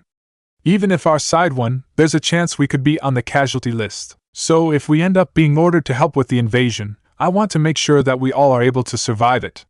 We're going to all be going through an extreme training regime, the Jonin declared intensely. Hinata, Shikamaru, and Dosu immediately gave looks of determination at the Jonin. They remained quiet, waiting to hear her next words. I know I'm higher ranked than you three and I am the leader of this team, but I won't be training you three. No, you will train at my level. I will push you three to keep up. And if you want any chance to survive an invasion like the one that's being planned, then you all better damn well keep up with me. When do we start? Shikamaru questioned, speaking up for the group. A grin developed on Anko's face. Right now. 4 hours had passed since the Konoha shinobi began their training. Hinata, Shikamaru, and Dosu were currently breathing heavily as they struggled to remain standing. Each of them were bleeding heavily on various parts of their arms and legs. Anko stood directly in front of them, staring at them intently. Although she was still much more composed than them, she did show signs of fatigue. She also had a few cuts on her arms that were still bleeding. When Anko took training seriously at her level, her regime rivaled Mato Gai's personal training. It was intense for anybody that hadn't reached a Jonin's chakra levels, chakra control, strength, stamina, and reflexes, but it was necessary in her mind. This wasn't simply pushing her and her team to getting stronger, this was shoving them off a cliff. Do you do this to yourself, all the time? Dosa questioned. Yup. Usually a little tougher though. Konoha has training ground 44, which is an ideal environment for this type of training. Anko replied with a shrug. Isn't that the forest of death from the Chunin exams? Hinata asked. Her question suggested surprise, but her tone did not convey the emotion. She was too tired to feel anything other than exhaustion. Yes, it is. I forgot that you all have been in there for a moment. The Jonin chuckled in response. When we are back in Konoha, I'll encourage group training sessions there. That'll really toughen you brats up. Great. Shikamaru sighed. Anyway, we'll take a break for a little bit. Anko replied. After that, I'd suggest you all do some independent training. Maybe find some rebel shinobi and ask to spar them. May extended the offer and it'd be a good opportunity. We all need to get tougher, after all. I know I got a few people on my personal list I'd like to test myself against. Sparring is fine, but probably not right now. Dosa replied. The boy appeared to be breathing the heaviest amongst the team. I can't speak for Hinata-san and Shikamaru-san, but I'm exhausted, and would make a horrible sparring partner. Oh. I suppose. Anko shrugged in response. I'll take you guys to medical and get you all treated. Medical? But we aren't part of the rebels. Hinata, despite her own exhaustion, found the ability to frown. They probably have their own priorities. I wouldn't want to bother them. They should be able to look at you guys at least. I met the director of the medical corps here, a guy named Doku Sugita. And he's a cool guy who's overly passionate about treating wounds and stuff. He'll definitely make the time to look at you guys. Anko told them with a chuckle. What did you do to them? Sugita questioned Anko excitedly. Anko was right. Doku Sugita was a man who would take the time to treat their wounds without a second thought. Anko, however, underplayed how passionate he was about treating the wounds. His eyes were currently rushing from wound to wound on each of 3 Konoha shinobi as he began to come up with his own scenarios about how each wound occurred. Training. The Konoha Jonin replied with a shrug. Just training? Sugita commented as he began taking blood samples of the 3 Konoha shinobi. What type of training? Well, the first thing we did was dash. Oh look, your blood type is AB. Sugita interrupted the woman after examining the blood sample he took from Shikamaru. Would you consider yourself somebody who is cool, rational, and adaptable? I suppose? Shikamaru blinked in confusion. Just curious. You're also probably irresponsible. The medic replied with a chuckle. A scowl developed on Shikamaru's face, but he ignored it. Sugita then looked at the blood sample he took from Hinata. And you're a type A, very reserved, but you're also patient and very responsible, although you have a tendency to be too stubborn at moments. Hinata mumbled in response. And you're an O? He then turned his attention to Dosu. Confident and intuitive, I bet. But you definitely have a cold side to you and can come across self-centered. Dosu immediately realized what Sugita was rambling about. This caused the boy to sigh in response. You're one of those people who believe in Ketsueki Gata, he stated. You think a person's blood type reflects their personality and compatibility with others. I don't think. I know, Sugita replied with a grin. I believe there's more to it than what's known, though, and I wish more research was done on the topic.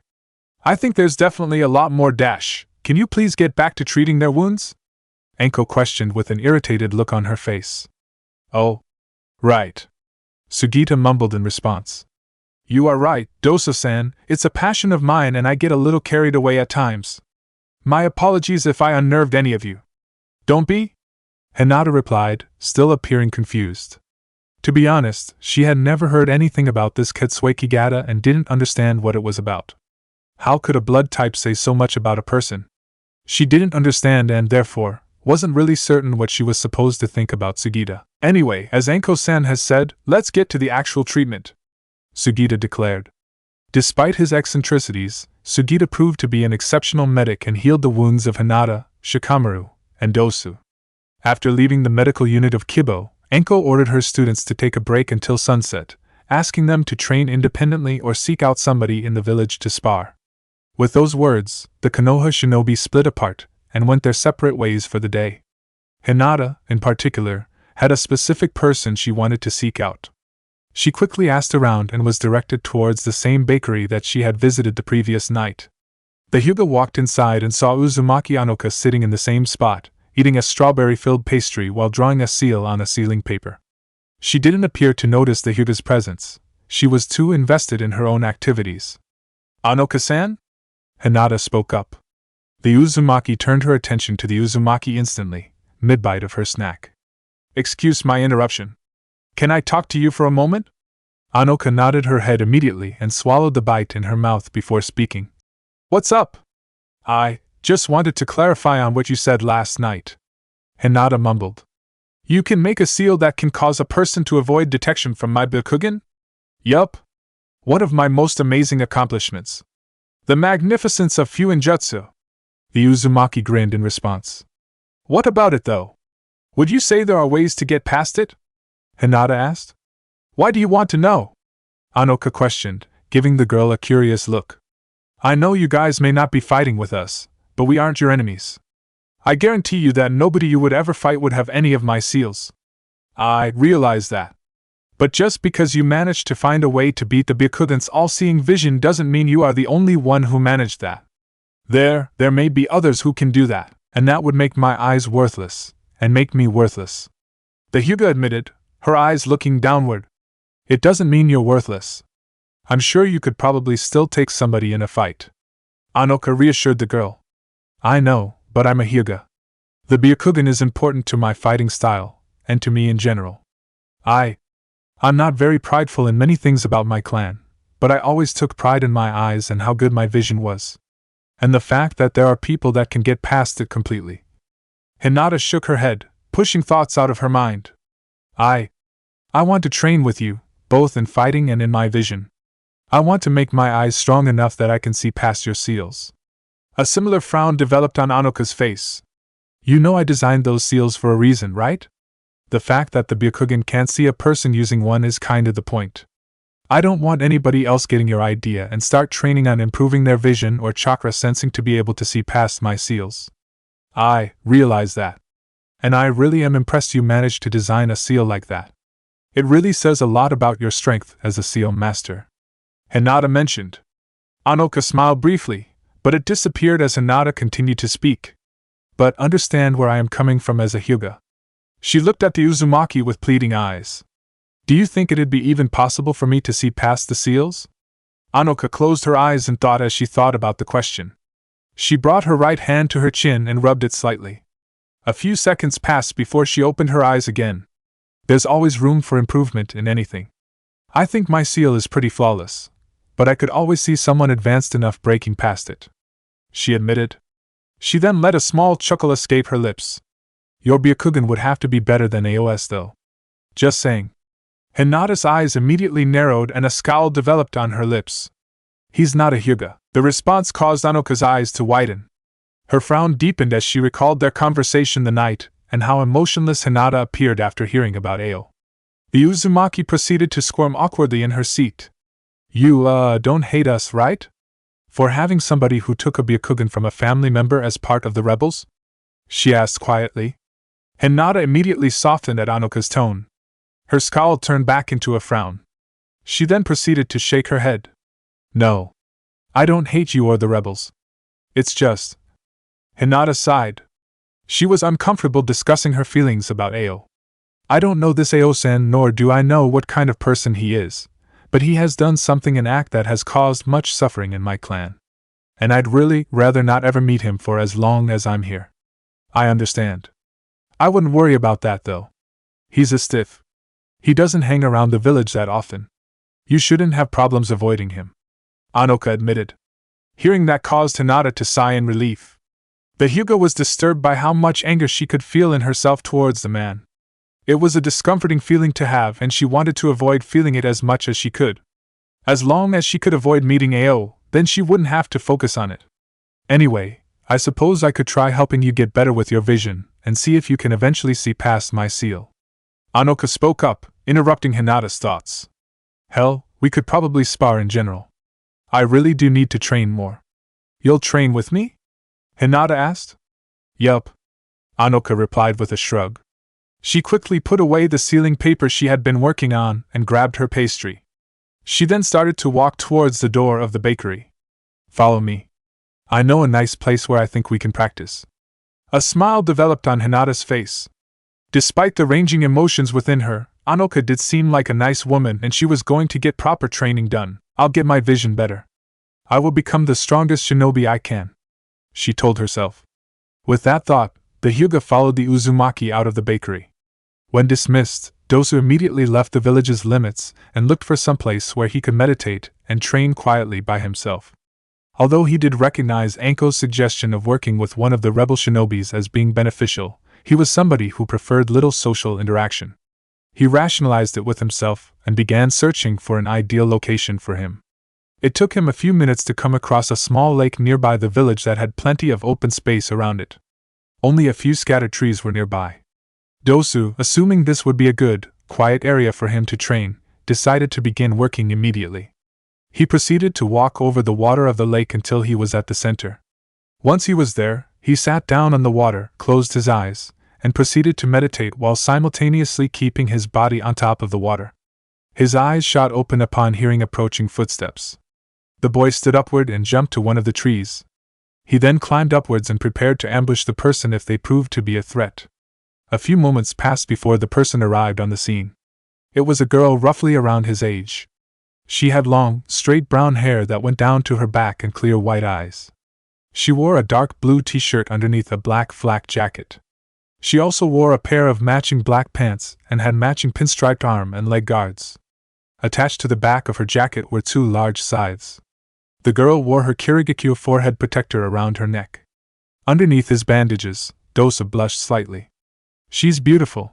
Upon entering the area, she turned her head immediately to the tree Dosa was in. I know you are there, Konoha Shinobi. I'm no threat to you, so you can come out. A few seconds passed before Dosa jumped down from his tree. Although he did find her attractive, he was able to shove those thoughts to the back of his mind. He remained motionless as he stared at her intently, trying to analyze her. The girl, however, did not reciprocate his look. She didn't appear to be staring at anything in particular. I was unaware somebody else would be coming out here to train, he told her. This is usually where I train every day, the girl informed him simply. Each sentence she said seemed to have the same neutral, uncaring tone. My apologies.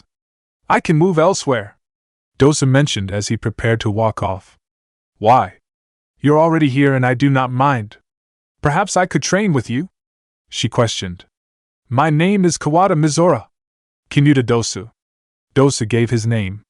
He then stared at the girl curiously. Kawada? You are a member of the Kawada clan? I am.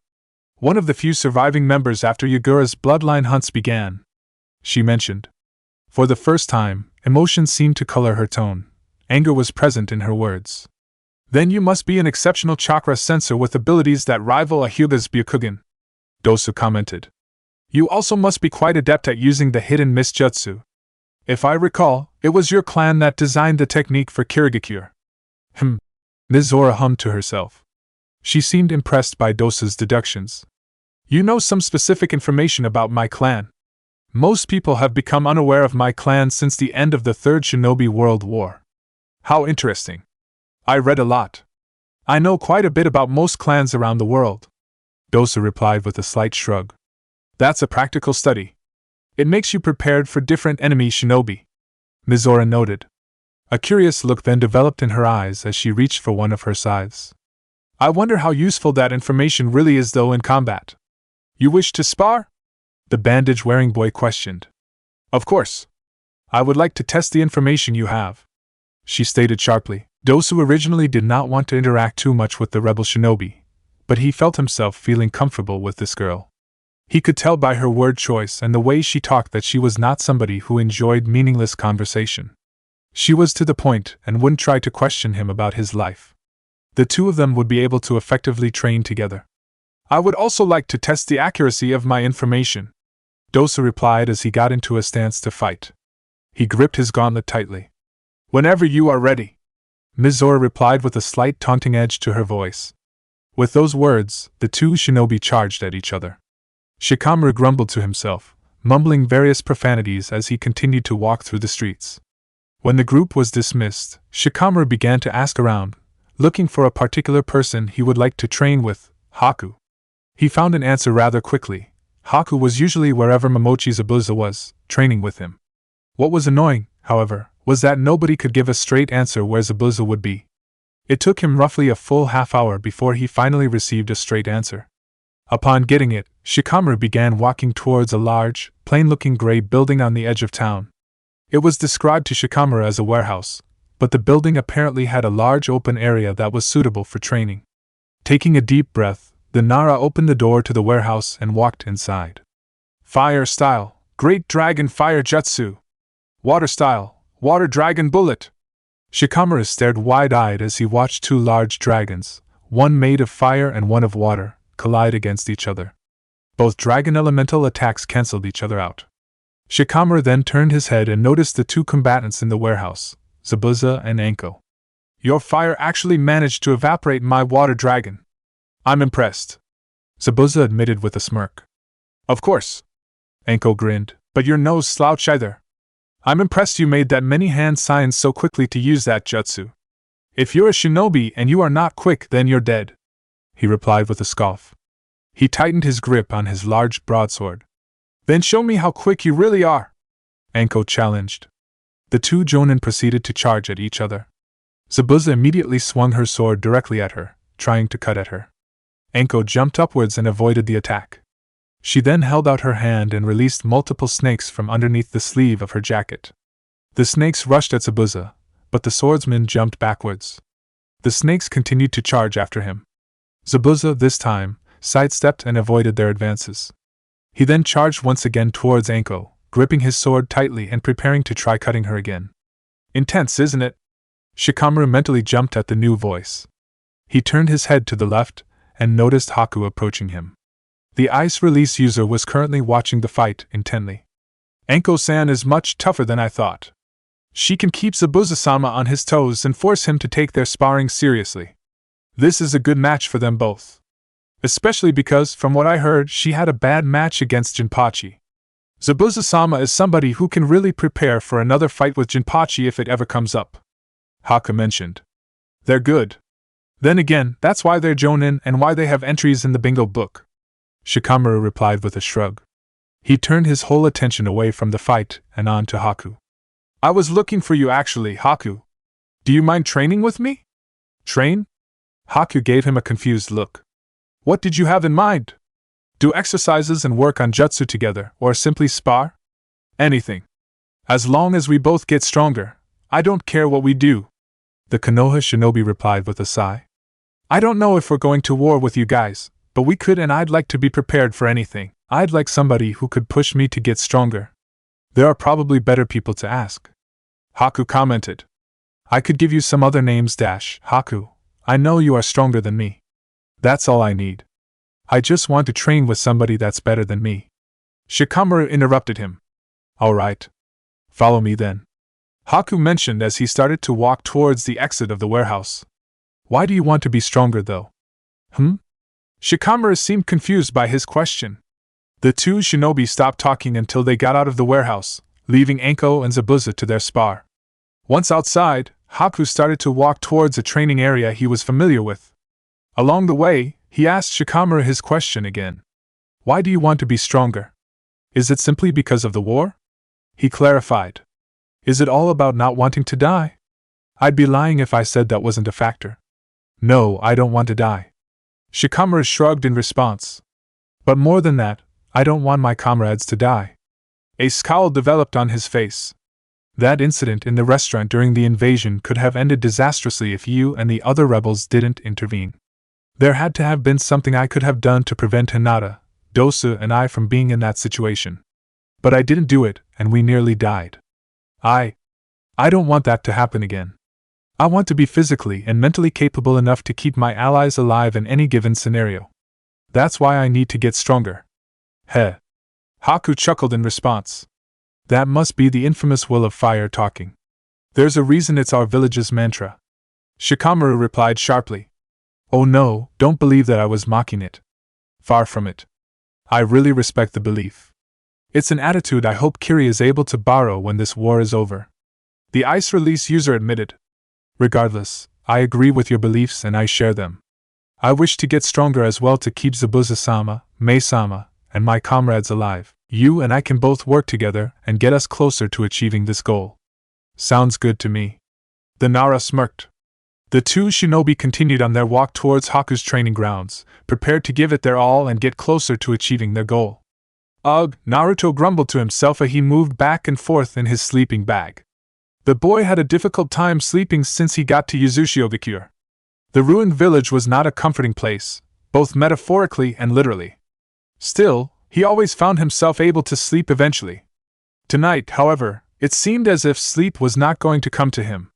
It's probably 'cause we're leaving tomorrow, Naruto realized. Jiraiya had informed the Uzumaki cousins that they had spent enough time in Yuzushiogakure. They were going to have to head back to Konoha and give their reports about the village's condition. Once again, Naruto was excited to return back home. He was looking forward to seeing his village and his friends. However, despite its condition, the blonde Uzumaki found himself attached to Yuzushiogakure. He didn't want to leave. Realizing that with such thoughts he wasn't going to sleep, Naruto pulled himself out of his sleeping bag. He then walked out of the room where he, his cousins, and Jiraiya were sleeping. The boy had intended on walking around the village and just seeing the locations one more time. When he left his room, however, he was greeted by Masakado. The Sandai Muzukage was currently mulling over a seal, drawing meticulously. You're awake, Naruto? Masakado questioned, not looking up from his seal. Yeah. Naruto admitted. I'm having a hard time sleeping. Just stop trying. Sleep is a useless bastard. Nighttime is a much more productive time period to get work accomplished. Trust me, kid, it's best to embrace insomnia. Masakado informed him with a chuckle. If your body really needed to rest, it'll force you to. Heh, I guess you have a point. Naruto chuckled in response. So, do you care if I work with you? Go right ahead. The elder Uzumaki shrugged in response. Anything in particular, though? I know Jiraiya and I just showed you three brats some combat-related Fuinjutsu, so you going to work on them? Nah. I like the jutsus you showed, but they're not for me. Naruto shrugged in response. He then pulled out a scroll that he took from the jutsu library when he first started to explore the temple of Yuzushiogakure. This is what I'm going to work on. Masakado turned away from his own work to look at Naruto's scroll. The man immediately recognized it as Wind Style, Hurricane Manifestation. He then snorted in response. You just started learning Fuinjutsu, kid. You think you can pick up one of the jutsus I designed? Masakado challenged. Of course I can, Databeo. I'll have it ready for the next time I fight somebody, Naruto declared. Good luck. The elder Uzumaki snorted once again. The two Uzumaki fell into silence as they began working on their seals. They remained focused on their seals and drawing the appropriate symbols with as accurately as possible. Naruto's seal, however, was significantly less complicated than the Fuinjutsu Masakado was working on. He, therefore, finished first. He then placed his fingers on the seal and turned to face the former Yuzukage. How much chakra do you think should be used on the seal? Naruto questioned. However much you want. That jutsu is pretty powerful, so it could handle a good chunk of chakra. Masakato shrugged in response. Don't too much power though. You could break down the ceiling of the temple if you have it too powerful. Naruto nodded in understanding. After channeling a small amount of chakra, he made a series of hand signs. Wind style, hurricane manifestation. Instantly, the seal lit up and channeled a green light. Within seconds, a tornado-like gust of wind developed upward from the seal. The wind flew upward, making direct contact with the ceiling. Cracks began to develop on the ceiling as the wind hit it directly, but it remained stable. Masakato turned his attention away from his seal and looked at the created tornado. The man was staring at with shock evident on his face. Hell yeah! Naruto couldn't help but shout as he started to jump up and down. I did it! I did it! He was just looking at that jutsu for the first time. How the fuck? Masakato tried to rationalize the situation in his mind. Naruto, how the hell did you do that on your first time? I just tried to apply what you and Ero-sennin taught us. It worked. Naruto shrugged. The hardest part was just getting the symbols and handwriting right, but after all that practice when we started, it wasn't that bad. After just a week of lessons and he accomplishes combat Fuin Jutsu at that level so easy? He really has inherited the Uzumaki's affinity for the art. Masakato noted with a proud smile on his face. I know I'll need to be able to write a lot faster to use it in battle, but I'll keep working on that, the blonde declared, tightening his fists in determination. No, don't be concerned about that. That was your first time looking at the seal. Of course you'd be slow. You'll get faster with practice. Masakato informed him, his smile growing wider. You've done well, Naruto. You're a true Uzumaki. A similar wide smile developed on Naruto's face. The blonde quickly rushed over to the elder and hugged him tightly. Thank you so much for everything, Masakato-ji-san. Why thank me? I just taught you a little Fuinjutsu. You're an Uzumaki. You would have picked up at some point. The man shrugged. Tears then developed in his eyes. I should be thanking you and your cousins. Thank you for being alive, and for giving me a family again. His words brought Naruto to tears. The hug tightened. Both Uzumaki did not speak during their hug. They remained motionless for roughly 5 minutes before they finally broke the hug. Naruto immediately yawned. Sleep, kid. I think you're tired enough that you might get some sleep. You got a long day tomorrow. Masakato informed him with a chuckle. I know. Naruto nodded his head with another yawn. He gave the man one final hug. Good night, Masakato-ji-san. With those words, Naruto walked back to his room, heading to sleep. Masakato was left alone. A smile remained on his lips as he returned back to work on his seal. He's a good kid. So are all of them. The Uzumaki clan is looking better than ever. I can't wait to hear about what they become in the years to come, Masakato told himself. With those thoughts, however, came a sudden realization. The smile on his face immediately disappeared. I don't want them to leave me alone again. I am too old for this shit. Hiruzen sighed. Just after had finished most of the cleanup from the Tsunodo invasion and after having fully calmed himself down, the Sandaime Hokage is greeted by a snake messenger from Enko. The snake delivers a scroll to him, detailing the circumstances of her mission. There was always a risk involved with missions in Mizu no Kuni nowadays. The civil war made the area dangerous and resulted in every mission involved with the country to be classified as no rank lower than B rank. However, the man had given Enko a B rank mission that seemed to have no consequence. Her team would not have to be in the country for long. In theory, this mission should have been totally safe. Instead, it seemed as if Konoha had now been dragged into the bloody civil war. How frustrating! Hamura grumbled, shaking his head slightly. Hiruzen had informed his 2 former teammates, and his advisors of Enko's scroll. Whatever decision he made would be absolute, and nobody could question it, not even his advisors. However, he always preferred to hear their opinions. It was dangerous for one person to have complete control of every aspect of a village. Even if he felt like he should ignore their advice, it was comforting to know that he had heard out and analyzed every possible decision possible in relation to the situation. So that's the situation, Hiruzen commented. Your opinions? What action are you considering? Kohara questioned. Hiruzen shook his head. I asked for your opinions, Koharu. Mine does not matter at the moment. Very well then. Hamura spoke up. Midarashi-san has committed a grave mistake and her foolishness will cost us. Foolishness? I may agree with her actions being a mistake, but I do not believe that you could classify them as foolish. Koharu openly scoffed at her teammate's words.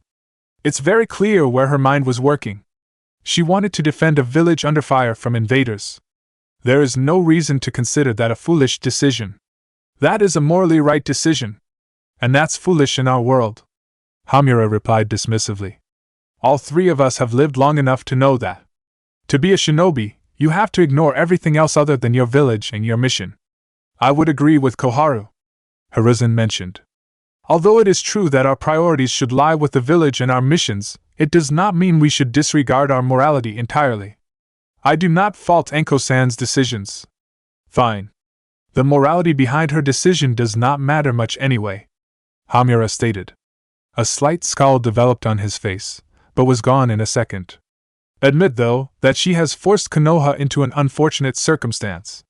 Kirigakure will most likely declare war on us once they finish dealing with their civil war. Most likely.